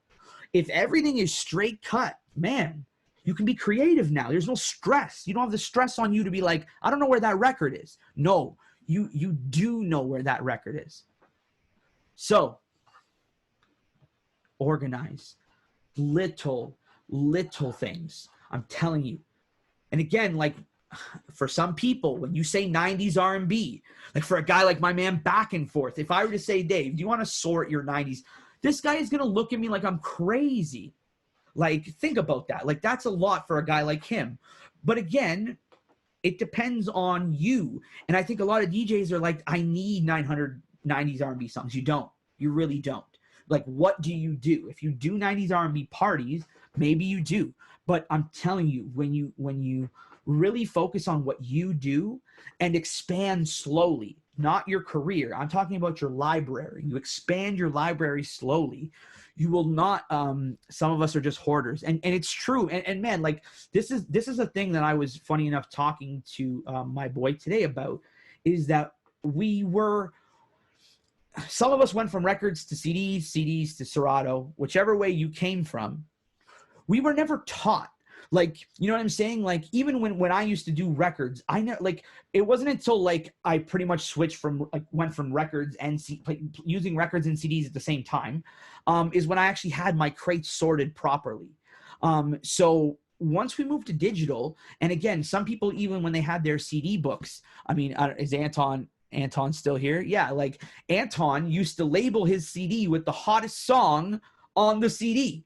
So like I just remember, like, Country Grammar came out and Anton wrote Country Grammar on the CD, right? Like, so again, and not to pick on Anton, but I'm saying the point is none of us had library management capabilities unless you're a really detailed and organized person. For example, like, my pictures, like, I have all of my pictures, like, from when I was a kid, when my mom gave me, it is so disorganized. Like, I have, like, none of that is organized. So again, I get it. It gets lazy. When I even think about just sorting, that is ridiculous. But again, if I were to follow my own advice, funny enough, and again, just focus on little things, it would get better. It would get better. So again, not all of us had the crate structure. Again, like, I'm not an organization expert by any means, but the way I can say this with a tiny bit of confidence is, again, the position I'm in. I'm a club DJ and I service DJs. So in a sense, I work alongside DJs, I work with DJs, and then I work for DJs. So me being in that trifecta of DJs, I get an interesting perspective, one, into the business, and two, into the way people sort their libraries. And again, all this knowledge is the reason why I can pass this on with so much confidence, because again, I've just seen it so many times. Let's answer some more questions. Can you give us some soca and dancehall cheat crates on my MP3 pool? So I'm kind of doing that already in the playlist section. I don't know if you've checked out the playlist section in my MP3 pool, but there is some playlist there. But I'm like, they're probably going to fire me because I'm not keeping up my playlist section. But I guess I could do some more. But again, keep in mind, my cheat crates are going to be different than yours, right? And again, like a perfect example, a cheat crate I have that works in Toronto. I then go to Ottawa. Shout out anyone from Ottawa that's in here. I go to Ottawa. Ottawa records work differently. Songs work differently. So that's what I'm saying. You got to make your own cheat crates for the parties you're doing, because again, the cheat crate that works in Toronto may not work in Ottawa. And I've seen it. And again, I'm speaking from fact because I've seen it. Like, that's happened. Some records don't work. Some records do work. Kid Arctic travels the world, and I know that for a fact. Not all records work everywhere. So you need multiple cheat crates and for multiple scenarios. And again, when you be so literal with those scenarios, when you be so literal that only you understand what that means, right? Again, for me, the 90s lovers rock is called Rockas. Having a fuck up the club crate, which is again a crate I can just run through. I mean, my fuck up the club crate is like a 2000s hip hop, like just run through records, like playing 6 songs, like 6 seconds a record type deal. So when you set it up that way, you can do that. And again, you have a bit more confidence in your library. So again, the cheat crates, although I could share, it still would, like, the way I'm giving it out and the way I see it might be different than the way you play it as well. So that's the only thing. The cheat crates almost got to come from yourself to get that personalized touch, because only you know that. My opinion. One man's opinion. What is the best brand of memory for 2011? Man, it's not even about best anymore because of what you're asking for the 2011 MacBook. It's kind of what's available right now. But I think like it's G.Skill is one of them. And then I believe Apple has their own Apple memory as well. So both work. And again, if you're talking about a 2011 MacBook just being used for Serato, don't be a stickler on which to get. I mean, I'm seeing you only have 4 gigs of RAM, so don't be a stickler on how good the RAM is if you're only using it for Serato, because you're not going to be bogging down your laptop. So Canada Computers is hands down the best thing. That's where I go to find everything. You go to Apple Memory, and the way you do it, I don't have my Mac. I can't share my screen on my MacBook just because I don't have it set up with this Zoom call right now. But I can tell you kind of how do you do it. You go to the top at the top left, the Apple, and you find out about the Mac, right? And when you look at the RAM, it tells you the value. It has a value of what the RAM is. It says megahertz. When you go to Canada Computers and you go to Apple Memory, you match those megahertz to what you're doing. It'll say DDR4, it'll say DDR3, and then it'll have a megahertz value. You match those values. Again, you don't need Canada Computers or the Geek Squad to soup up your laptop. Do it yourself, right? And again, it's very easy. Like I said, find out what your laptop currently has. So that 4 gigs of RAM you currently have, you go there and you find out what it is: DDR2, DDR3, DDR4, whatever that case is. You find that number. Then you find the megahertz number. You match those. I know, hey, Timber is saying 16 gigs. Thank you, Timber. So again, anyone looking for that 2011, that's right in the chat right there. Pull that up. But again, keep that in mind. You can do that yourself. And again, there's a ton of websites, and YouTube is your best friend, that you can literally see someone install step by step. And they, like, again, I don't know if you saw the best MacBook video I posted this week, but again, they tell you detail. Take out all these screws, right? Use these, and again, use these exact the exact screwdrivers. Pull this tab. Detailed instructions, step by step. Do not pay someone to do that. If you are going to pay someone, I'm available. But don't. Like, it just doesn't make sense. Do a tiny bit of research. Do 5 minutes of research, because that's all it is. 5 minutes of research, and again, you've just saved yourself $100. Easy. What ID3 tag software do you recommend? Tag and rename is what I use. and something called Oscar's Renamer, which turns your file names, not your ID3 tags, your file names into like a Word document where you can now use Control C, Control find and replace. You can do cool stuff like that with your library. And again, I know some people are very hardcore Mac users. Unfortunately, there's nothing as good that I can say Oscar's Renamer or Tag and Rename. I can speak for experience, 12, 13 years of use of those two softwares to run and manage record pools. So I really recommend those. Laptops are not that expensive. PCs, and again, like I know, like I'm looking at some of these. I'm not gonna call no names, but I know when I say a PC laptop, you guys are throwing up in your mouth, and I know and I understand, but it's worth it, and I really recommend it. And it's not that expensive. You don't need a souped up laptop. You need a crappy like Dell laptop, like $100, $200. And again, you will be so happy just with, so someone's saying boot camp. So here's the thing. I spoke to, funny enough, P Plus and Scratch about this 2 days ago. The issue with boot camp and the issue with parallels is when you're doing these things, you now, again, keep in mind, you're doing this most of the time on your DJ laptop. You now have to break down the hard drive. So if you have a terabyte hard drive, you now have to say, hey, Mac, I want to have Windows on this as well. Windows needs how much memory? And again, these are the numbers. Again, if you're not a computer guy, I can explain it more. Your memory, you have 16 gigs of RAM. It's going to ask you, how much gigs of RAM do you want boot camp or parallels to have, right? Because again, keep in mind, it's in a sense, you're taking your one computer and making it two, right? It's going to be a Mac and it's going to be a PC. When you do that, you're shrinking your hard drive. If you have a terabyte hard drive and you say, I want 200 gigs for Windows, you now have an 800 gig hard drive on your Mac. You don't have a terabyte anymore. So keep that in mind. When doing that, you do that. And again, most of the time you're doing that to your DJ laptop. Is that something you want? Do you want to be meddling with your DJ laptop? And the final thing, which I know all the Apple users are gonna freak out when I say this. When you have the boot camp and you have Windows and PC, remember you guys were saying Macs don't get viruses. Well, PCs do. And when you now put Windows on your Mac now can get viruses. Like, keep that in mind. You can now get viruses. Your Mac that is bulletproof and no viruses and no virus scan now can get viruses.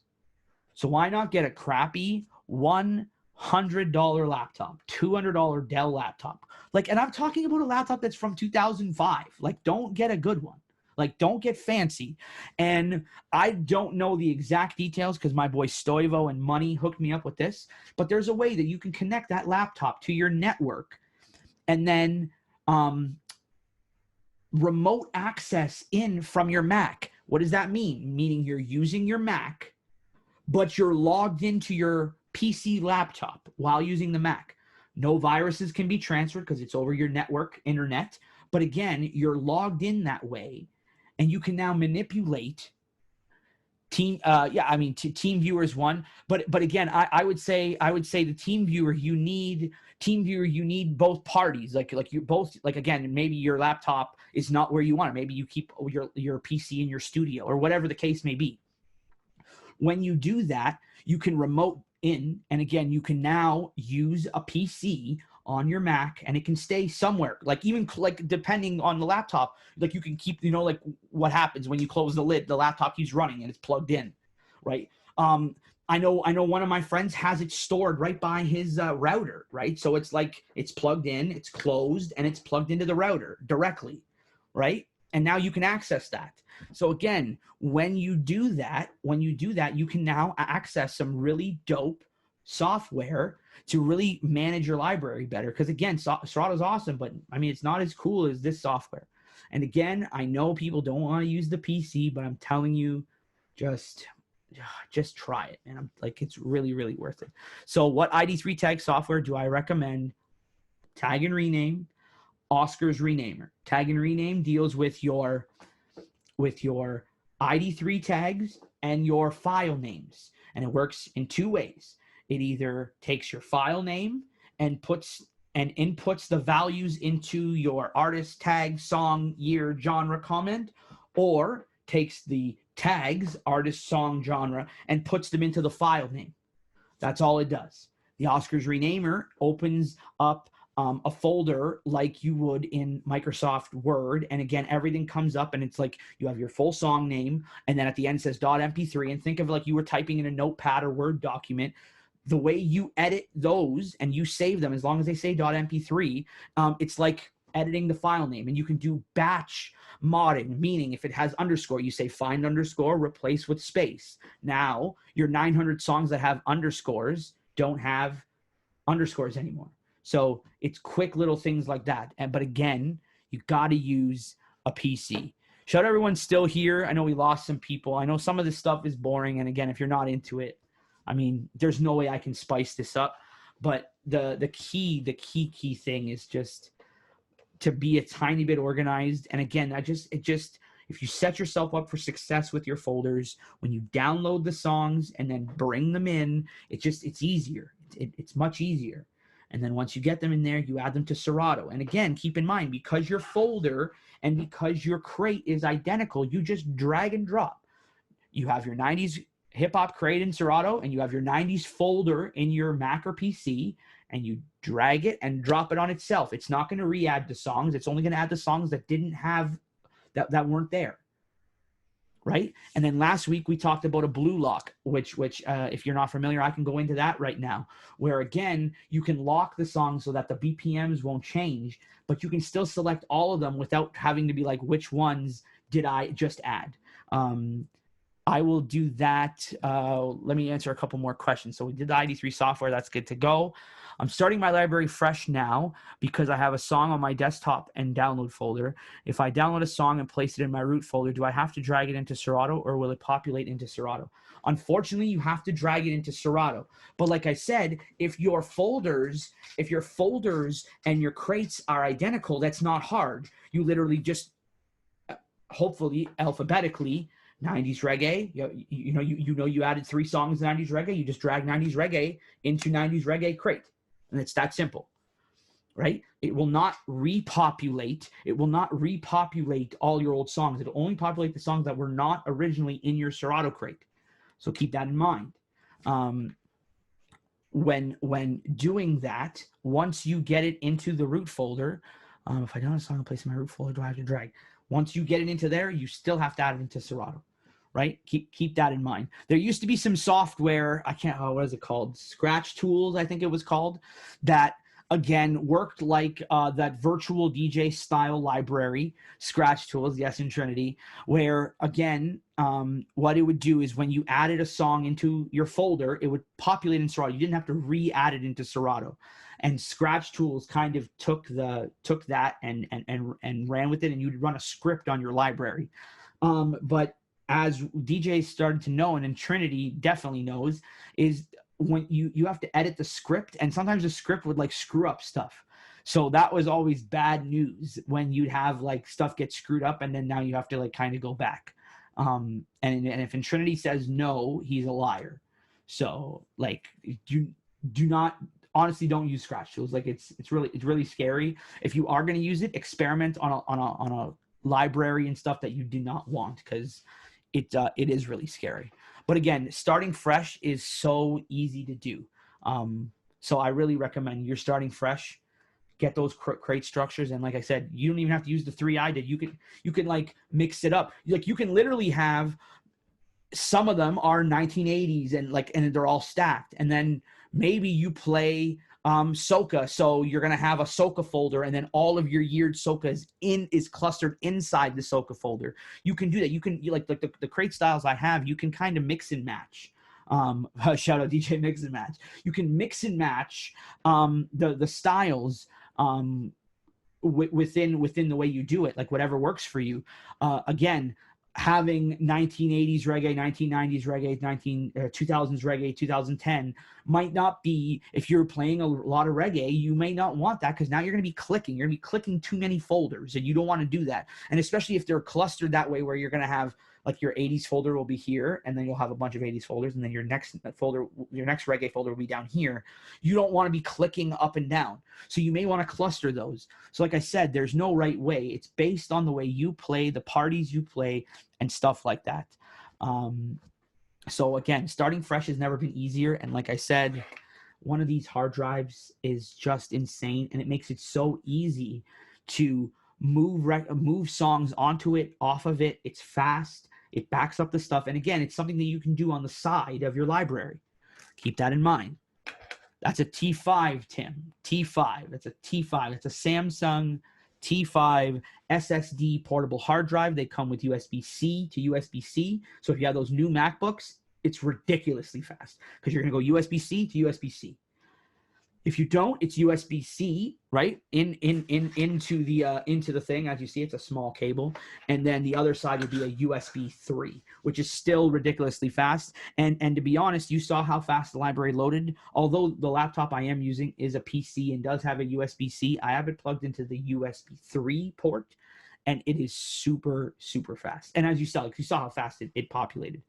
And the craziest thing is, I don't know if you guys noticed, like, let me know in the chat, do you guys find that when you close down your Serato, MacBook users, do you find it's really slow? It's really slow to even boot up and even to close. Is that a yes? Let me see some yeses in the chat if that's the case. If that's not, that's okay. But for a lot of people, it takes a long time. Now, here's the craziest thing. If you're on a PC, it doesn't take that long. And again, and John, I'm seeing you say because you use an external. No, man, because I'm on an external, and I can show you that how fast this will close. And this has like maybe 10 to 15,000 songs in this library that I was going through. So it's not like it's not because you have a lot more songs. Like there's still a lot of songs in this library, but I don't know, for some reason on a Mac, it just does not close as fast. That's one thing. But again, going back to starting fresh, starting fresh is really good. And again, it's very easy. And like I said, you can start fresh with small folders, small goals. Small goals allows you to now do it 80s freestyle, 90s freestyle, 90s house, 80s house. Or you can do like, you can get those ones really good, right?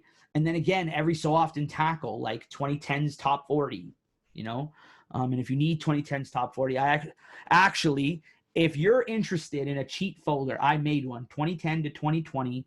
If you're interested in a cheat crate folder and you DJ weddings and you DJ corporate parties, I made a folder with 8 bars and everything. It's a cheat sheet. Andre 905's bigging it up. Hit me up after this on Instagram. However you have my contact info, hit me up. Let's talk. I will explain to you even more. And not only that, it even has the cue point. So not only is everything labeled properly, everything's tagged completely, it has the cue points. But again, it's not a sales meeting, so I don't want to get too much into that. But again, I know people were just asking. If you want that, let me know. It's a 2010s folder. So any new wedding DJs, or again, if you don't even feel comfortable with your current wedding folder, hit me up after this. Hit me up now, whatever. Send me a text, send me Instagram, whatever. However you contact me, hit me up. I'll send you some info. It is really dope. And like I said, the cue points are there as well. So it's load and go. It's not even like you still have to go like load and go, only hits. And I literally, all the research was done based on Billboard charts.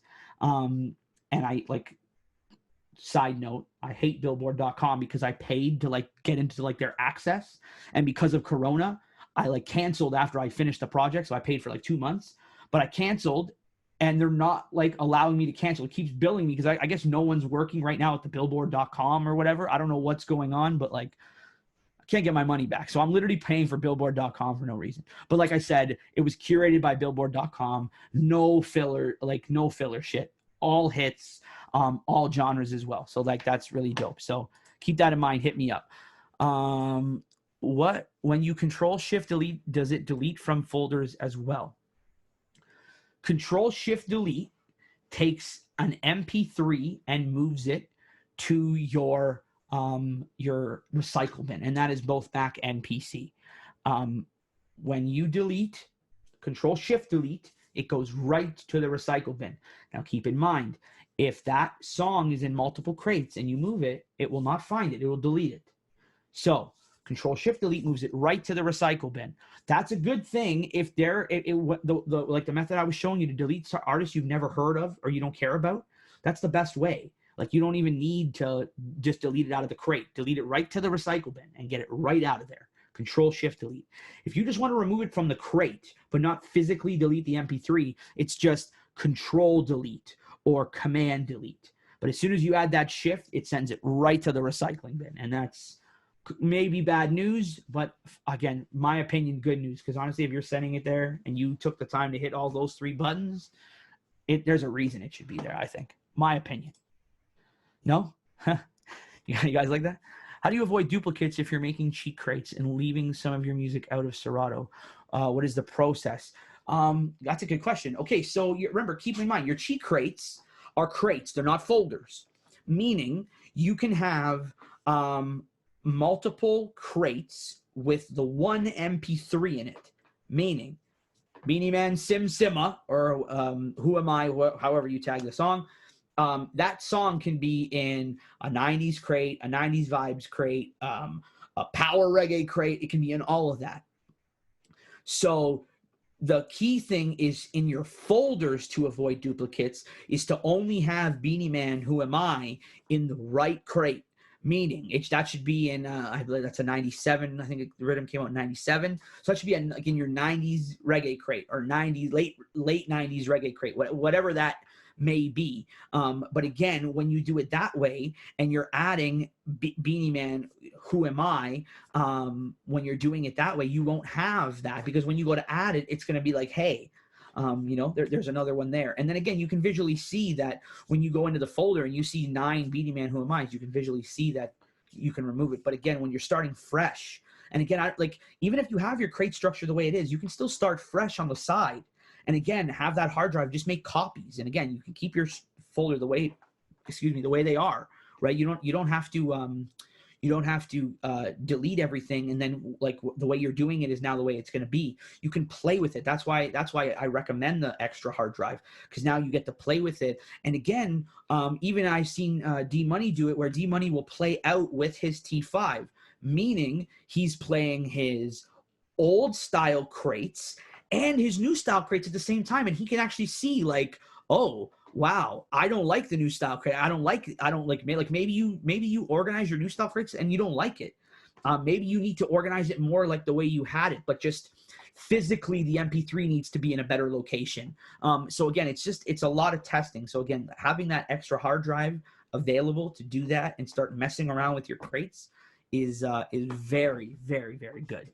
And again, like, I don't care like what YouTube, no one is talking about this in this detail. To avoid duplicates is literally be on lock with your library. There's no easy way. And although Spin Tools is going to like help you do that, there is still no easy way to remove duplicates. Yeah, there's software, but then again, like there is software to remove duplicates. I'm not saying that there's not. But the software doesn't use your Serato data like Spin Tools is going to do. Tim's not here, but it's on the way. And like, my God, when I tell you how this software finds duplicates, and not only that, like, again, I don't want to, like, this is not a sales pitch for Spin Tools, but like, I'll let you in on the secrets.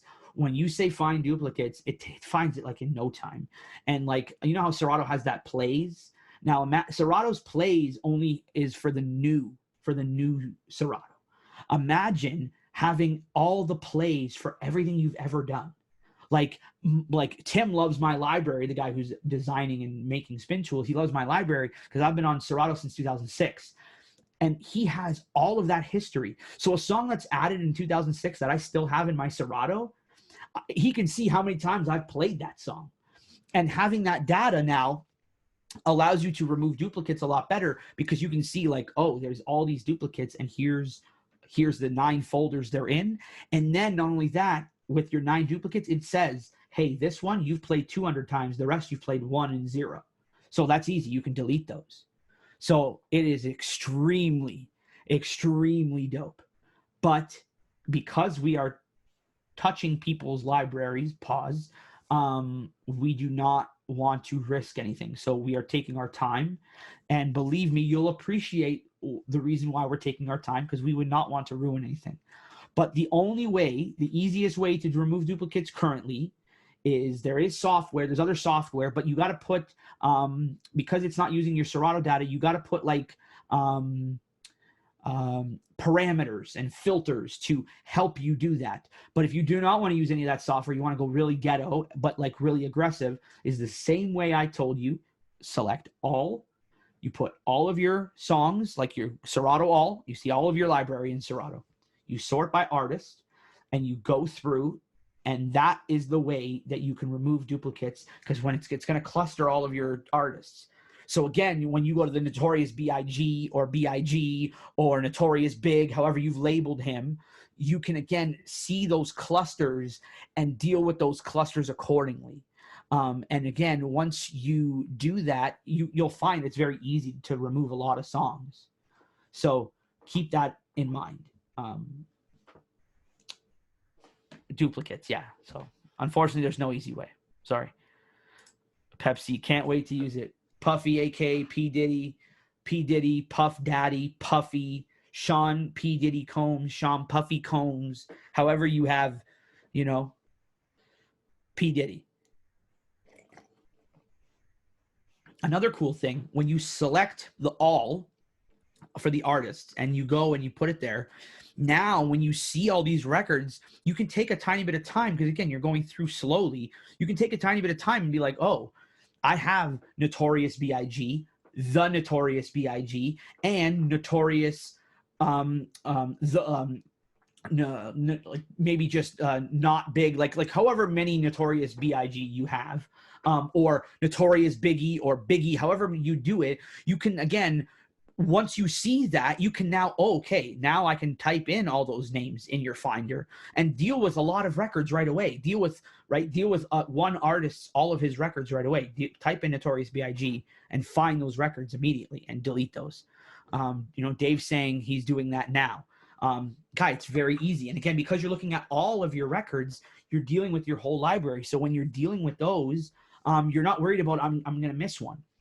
So again, like, just things like that, little things that you can do again with the wife on the couch. This is not like something that you need to be super focused on. This is just very simple decisions you need to make to delete songs from your library. And I know that sounds crazy to do, but you need to do it. You really, really need to do it, because you will be just like your vision's less clouded. I don't know, man. I don't know. It's just really good. It's really, really good. So those Caravana packages you used to release were perfect. Appreciate it. I don't know if I'm going to be releasing one this year, because there's going to be a Caravan. I guess I have to figure out. I got to figure out a name for that. If y'all got a name for my maybe quarantine Caravana pack, maybe. I don't know. I guess that'll be interesting too to see that, like, will artists, make those, new songs for, Caravana and stuff. Corona Bana, nice. The Corona Bana pack, or the Corin Bana. We're gonna have to figure it out. We're gonna have another meeting. We're gonna figure that out. But appreciate the good feedback. Can you give us the Caramilk secret? I don't even know what that means. So I guess I don't have it. Sorry. I just got the CDJ 2000 Nexus 2. What is the best mixer to get with it? I mean, because I'm very biased about an S9, I would say the S9. But again, man, it depends on what you play and where you play and who you play with.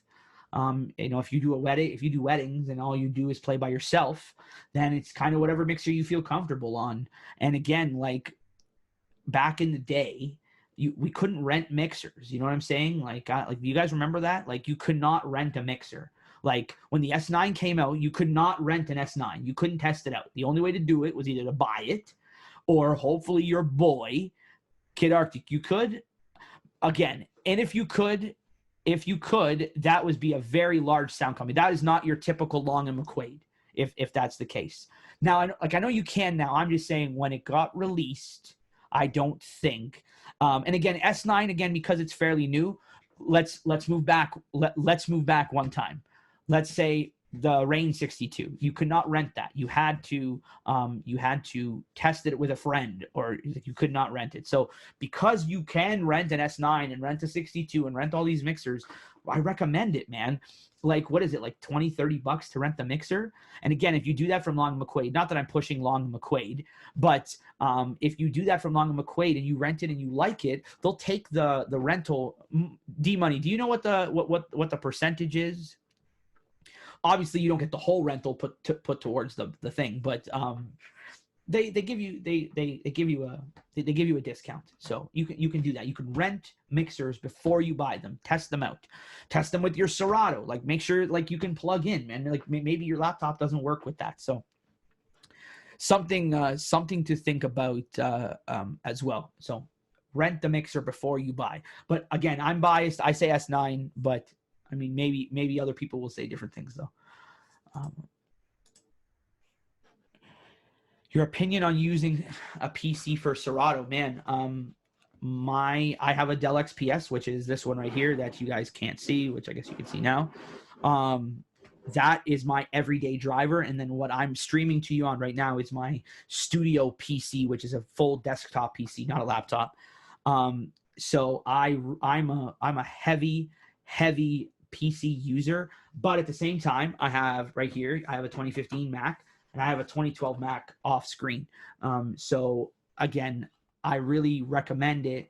Maybe not to play out, but do not be afraid of PC nowadays, man, because like I said, the PC is doing a lot better than the Mac is currently, because Windows is much more open. Right, that's another thing. The coding, the way Apple and Microsoft do their stuff. Apple, Lighter, thanks for stopping by, brother. Appreciate you. The way Apple and Mac, Apple is like a shelter. They do not want you to touch their files at all. I remember even giving when I used to do my record pool on DVDs. DJs would pop the DVD in, and literally the Mac, when you drag them off, just like you would if I was giving you songs, when you're dragging off the DVD, the Mac would automatically lock them. Automatically. And what that meant is you would load it to Serato, everything would play fine. You'd put your cue points, you'd load it, play it, no problem. As soon as you loaded another song, and let's say you want to go back to that same song, all your cue points were gone. Cue points gone, everything's gone because it's locked. So PC does not do that. And what that does is, although it opens you up for more trouble for viruses, it again opens you up for a lot less headache now with Serato, because again, Mac is so sheltered. Apple, I should say, is not letting Serato know what they're doing when they're updating their software. They do not care about Serato at all. They care about Apple and making their Apple products better. So Serato has to keep up. But Serato's hard to keep up when, you know, a million of us have multiple different Macs that all work differently and have different attributes. And it's hard to make one software work for all of these computers and make it run well. And yes, Kid Arctic became a read-only file. And last week, if you tuned in, I talked about a program called Batch Mod, which I still recommend everyone downloading. It's called Batch Mod. It is the bat symbol. You Google it. It's free. It's for Mac. And what it allows you to do is allows you to run your whole library. You can run your whole Serato library through this, and you can actually make sure your whole library is not read-only. It's called Batch Mod. It's the bat symbol. You load your whole library. It takes, like, if you like literally, if you load your whole library, you have like 50, 60,000 songs. It literally takes a minute. Like, it doesn't even take that long. So something to keep in mind. Batch Mod. Yes, Daryl Q. Batch Mod. And Google it, and it literally, oh, there you go, Anton. Also checking the chat. Anton just put it there. The way you tell, like I said, it's the bat symbol. Just good to do. And again, it's something that you literally just need to do once, right? Like once you do your whole library, it's good to go. And then you could make it a practice or a procedure or a process when you're adding new files to your laptop as well, that you could run it through there and just, you know, get rid of it. Get rid of it beforehand. I'm going to try to storm through these questions. I really want to show that blue crate system. And then, yeah, man, and then we're done. Your opinion, sorry. If you use those Tag Uranium and Oscars, does it lose your cues and loops? Kid Arctic, yes. So what it does is it just edits the, so again, depending on what you're using. Oscar's renamer will rename the file name, and tag and rename deals with your ID3 tag stuff. Fortunately for us, the Q points are left in the ID3 tag stuff. When using tag and rename, there is something called remove tags. And what it does is it strips every tag, the artist, the title, the comment, and like you don't get it back. Once you push remove, it's gone. When you do this, when you do that, you do lose your Q points.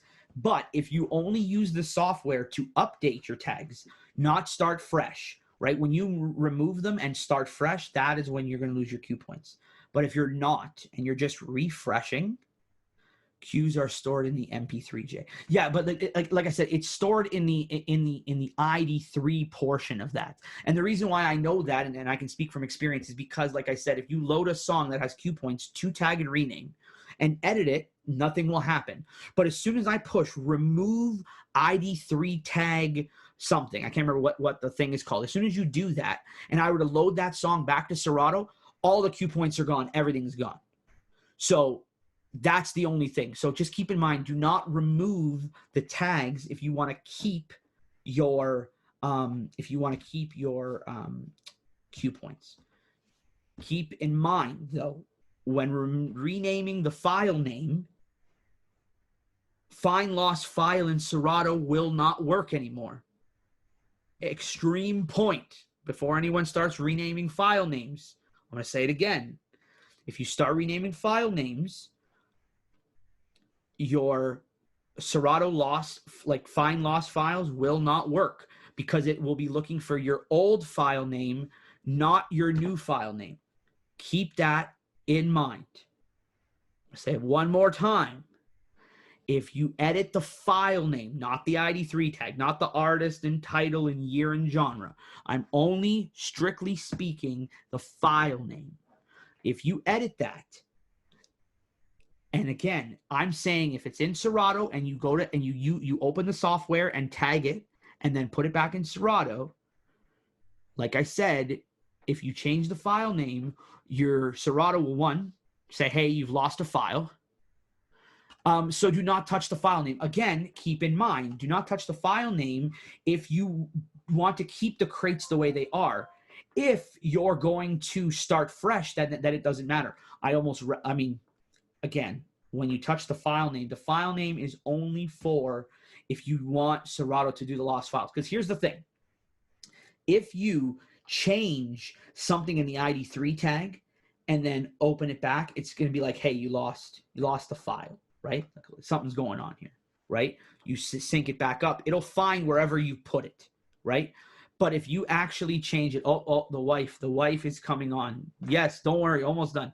If you change it, the key thing is you will not be able to use the find lost file. So that basically the file name. But again, it all depends on what you're doing. If you're starting fresh, I recommend it. Start fresh, new Q points. And again, you can now, like I was saying, the 2010 to 2020 crate, all my Q points are the same. I have a Q point at the 8, a Q point at the 4, a Q point at the 0. I even put a Q point at the clap right before, like the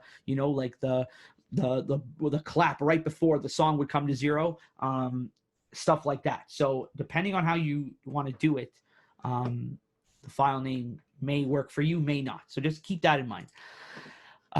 Can you make everything uppercase in Serato library in one shot? Dave, yes. Is Dave still here? Yes, Dave, yes, you can. Tag and rename is the perfect thing to do that. Keep in mind, like I said, you do need a PC. And all you have to do, you wouldn't even have to find lost files. All you'd have to do is in Serato, there's an update ID3 tag information, and it would repopulate all your songs, all caps. Or maybe you don't love caps. Maybe you're just the first letter is capital. Tag and rename does all of that. I really highly recommend it. Highly recommend it. And again, like funny enough, my wife commented in the chat saying she loves Renamer. For my subscription service, my curation service that I offer DJs every month, she does a lot of that tagging stuff for me, just like stuff that so I can focus on edits versus like taking music in and tagging it. She can use that very easily as well. And by no means is she a DJ. So it really is easy to use once you kind of get to use it. But again, it's on a PC. It's not on a Mac. What is this Spin Tools Instagram handle? It's at Spin Tools app, if I'm not mistaken. At Spin Tools app, if I'm not mistaken. Please give us a tour of your studio. The camera's plugged in, so I don't think I can do a tour. But I can tell you that I can pull this here though. So my studio consists of my DJ booth right there, which is pretty much the IKEA DJ booth. I have 2 Rocket 8s. I have the M5G turntables with an S9. Right now you're seeing my live setup, which is my Instagram live, my Twitch live, records underneath. Like I said, the IKEA DJ booth. I customize my, like although there's a million ways to do it, I customize mine the way I like it. I got a couch. I got a storage. So I got another, in a sense, booth here. And then here is what I'm using now. This is my studio desk. My studio desk comes from Long & McQuaid. I have 3 monitors set up, as you see here. I have some processing for speakers. This is the cool thing I just got. This allows me to use my GoPro. So like what I'm using right now is my GoPro with that right there. And yeah, man, these are all my Serato records that I've done. That CD is the Dr. Dre Chronic 2001 that my grandmother bought me from Dufferin Mall, which made me want to become a DJ. I should do a studio tour, like, and get like a phone and I can like walk around, but because I can get more in depth of how I run stuff. And that's a good idea, John. So I think I will do that. But I think I'll leave it at that. I want to show you the Blue Lock first. I'm going to show you the Blue Lock and then we will get out of here. Shout out everyone's still sticking around. Like I said, I know stuff might be kind of boring and stuff, but I just like to show it over and over again. And again, like, even if you were here last week, I might be saying the same stuff, but the points I can make to that is, one, I'm consistent. I'm going to tell you the same stuff. And again, I'm not going to just say stuff to say stuff. Everything I say is coming from experience. And again, my experience comes from the weird position I'm in, that I work with DJs, I work for DJs, and I work in a sense with DJs, building their libraries as well and doing edits. So the information I come is all coming from stuff happening to me. And like I said, I don't care how much Serato problems you had, I can guarantee you have not had my Serato problems. I've had multiple Serato issues where I'm playing and everything's good and everything's working, and then I look at, like, the music stops and I'm like, oh, like, what happened? And like, Serato is not on my laptop anymore. Like, it's like I'm looking at my desktop, just closed out. Go to double click Serato doesn't open, and I gotta restart the computer. Bad, man. Happened multiple times in a night sometimes. I've had my fair share. So the reason why I tell and give advice is because, man, like, it is stressful. It is stressful. And especially if you're trying to, like, as a beginner, I know you have to make mistakes, but if you can practice good habits at the start, you'll just save yourself some headache, like just for real, save yourself some headache. Okay, so let me pull this up again right now, and then we'll get out of here, and maybe back next week. I don't know. We'll see. Like, I don't know. Maybe there's more to talk about. Maybe there's less to talk about. Oh crap! I gotta make myself a host again. 1 sec here, sir.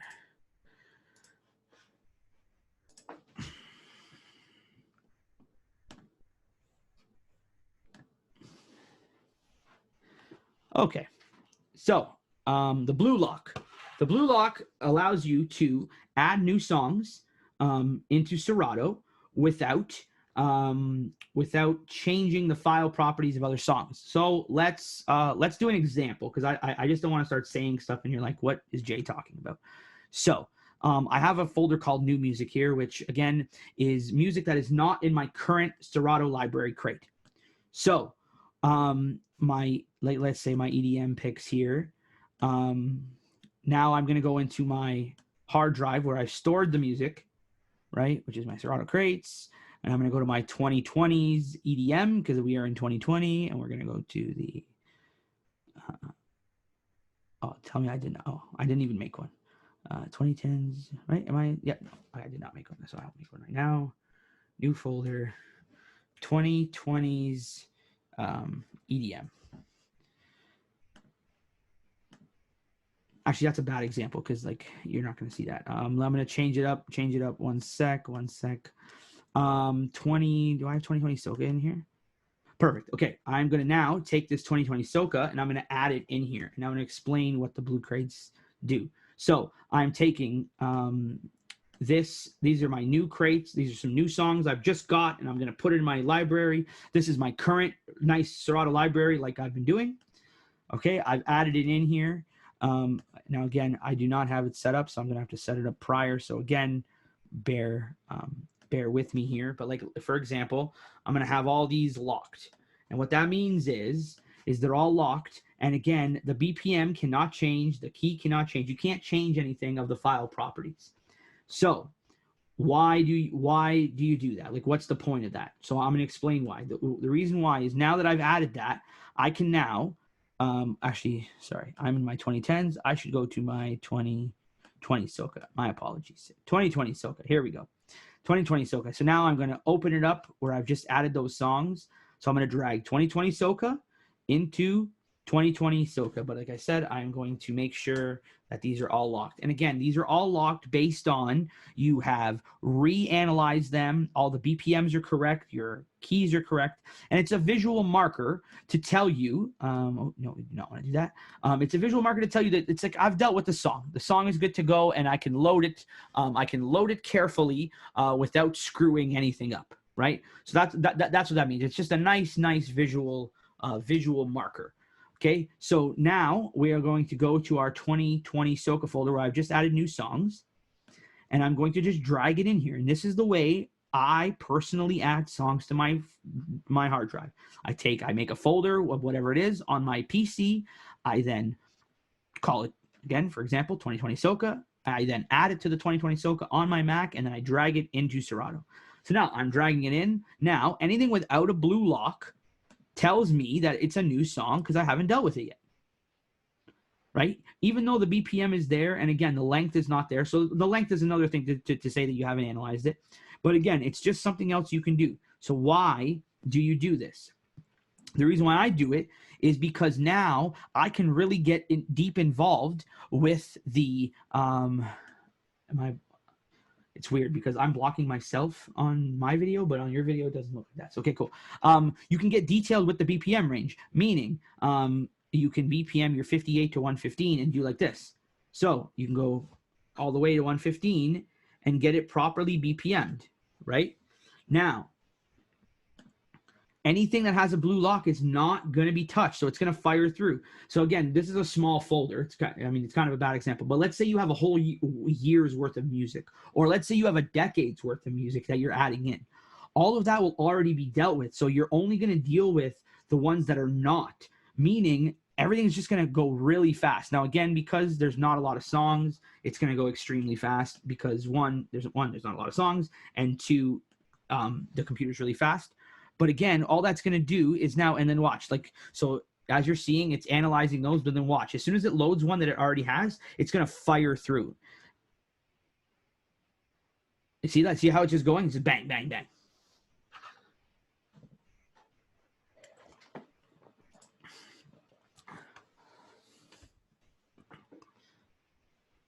And then that's it, right? Now that's it. Now what I do is I now lock these folders. Done and good to go. Now everything in this folder is tagged properly. I know because I've locked it. I've BPM'd it properly because I know I've locked it. And good to go. And all I did was took new 2020 Soca, I moved it to my 2020 Soca folder, and then moved my 2020 Soca folder, dragged it directly into my 2020 Soca crate. Once again, I'll say that again if that was confusing. I grabbed new Soca music from the internet, wherever you get it from. I moved it to a 2020 Soca folder, which I then transferred onto my laptop. I then take that 2020 Soca folder that I've taken from the internet and I've created on another laptop. I drag it into my main root Serato folder called 2020 Soca. I drag all the songs in there, which again, there was only maybe 20, 30 songs. I drag them in there. I then come into Serato. I come to the side here. I click 2020 Soca. I then click up here, which is, again, this is my folders, and I just drag and drop. And when I do that, it'll populate anything that is not in this crate. Another example of what Control-Shift-Delete does versus Control-Delete. For example, I'm going to take these off just for the example because we're going to delete these songs. I'm going to take these off. So for example, if you're going through, and let's say you don't know Farmer Nappy or Lil Bits, which, again, if you don't like Soca or don't know Soca, you probably don't. But it's all good. So you don't like these people. You don't know these people. You're going to delete the song. I'm only going to Control-Delete. So when I click Control-Delete, it's gone now, and it's not in the folder anymore. But the way I just showed you is going to be an issue because as soon as I come here and drag 2020 Soca back in, those songs are going to come up again. As you see, boom, here they are, right? So what Control-Shift-Delete does is moves them right to the recycling bin. Now they're gone, right? Now they're completely gone. Now when I add this back, nothing else is coming back. And as you see, boom, nothing, because it's actually in my recycling bin. So keep that in mind. Stupid question, how do you make the blue lock file? Not a stupid question at all, brother. It is, if you're on PC, it is Control. Actually, you know what? Let me actually show you again. So there is no confusion. Everybody, if you're on a Mac or PC, let's all do this together. We can do this together. You know, like a good neighbor, State Farm is there. Okay, cool. So you come together. If you're on a PC, you're gonna, so like we'll do everything together. So you come to, if you're on a PC, it is Control, and you click the side over here.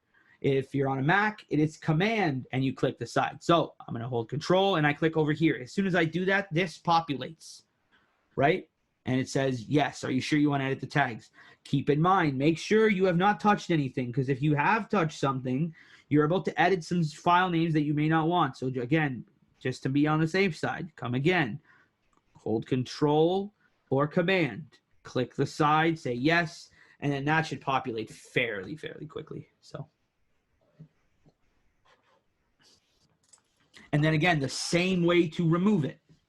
Select the ones you want, right? Control, and you click the blue lock now, and you want to edit those, yes, and they're now gone.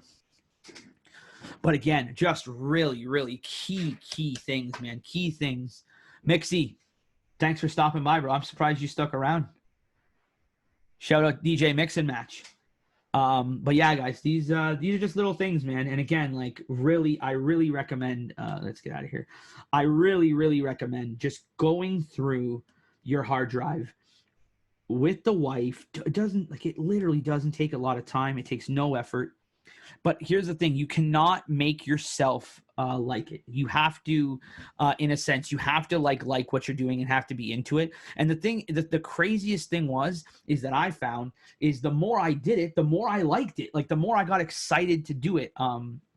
So you gotta put in the work. And like I said, small goals will get you there. Because like I said, in a 2-hour session, if you sat down 2 hours, no distractions, no phone, you don't think you can get through a 80s freestyle crate, 90s freestyle crate, 2000s pop, 2000s hip hop, depending on how well you know, right? And again, the more you know a genre, the quicker you'll actually do it. That's another cool thing.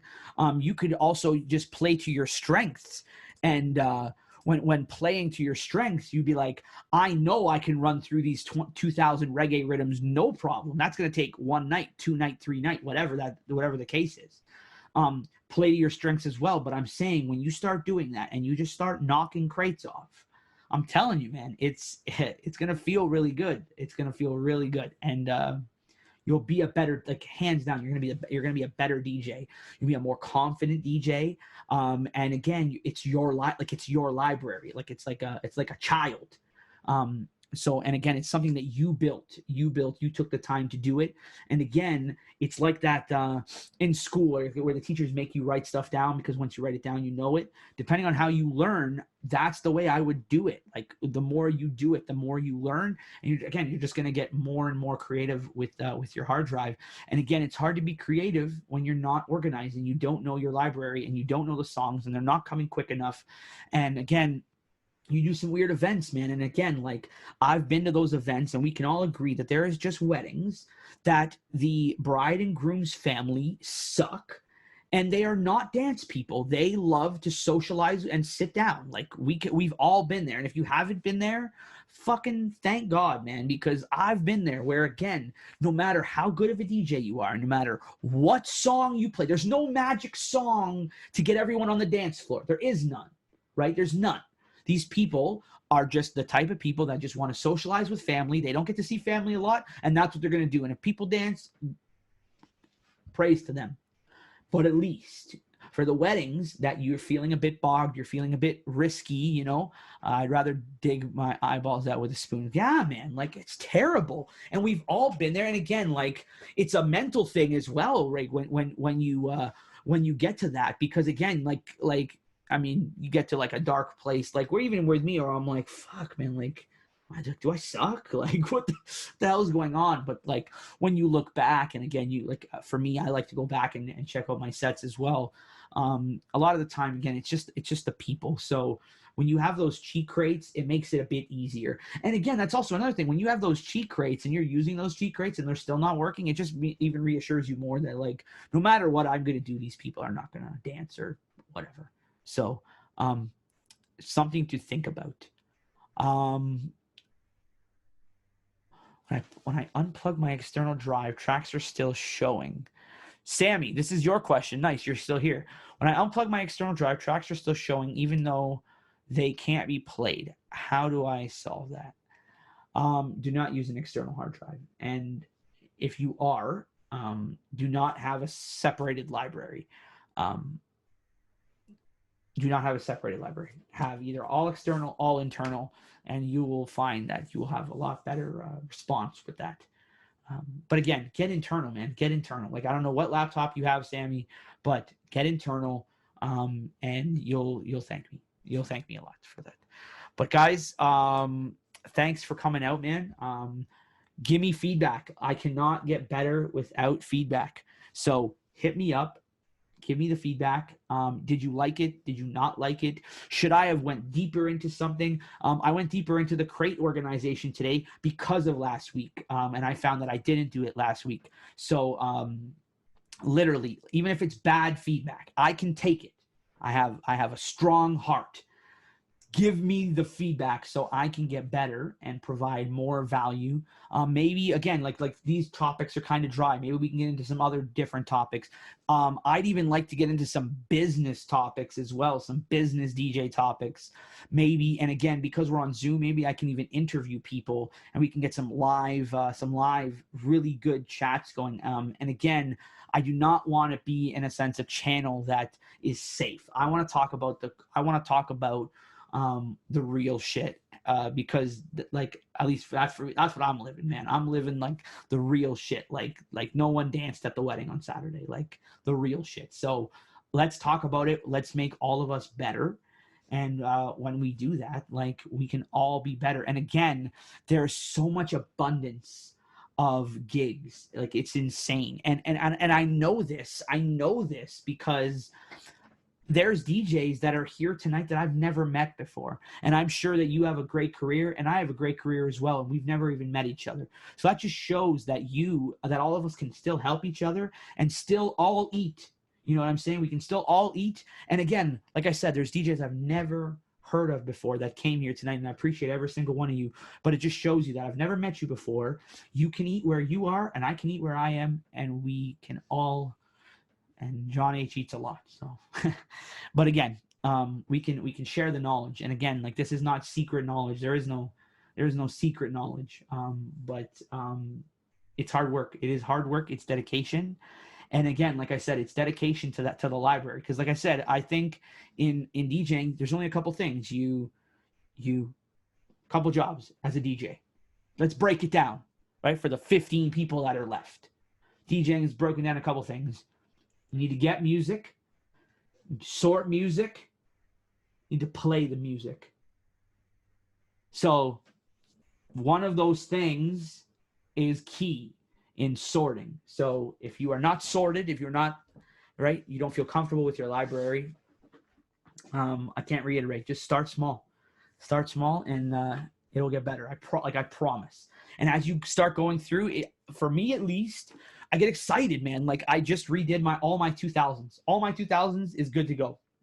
2000s hip hop, 2000s reggae, 2000s pop, 2000s country, R&B, all of that. Like all redid. And I cannot tell you, like it was already good. It's even better now. So it's dusting out those cobwebs and doing that. And again, I'm not gonna lie, it took me a month.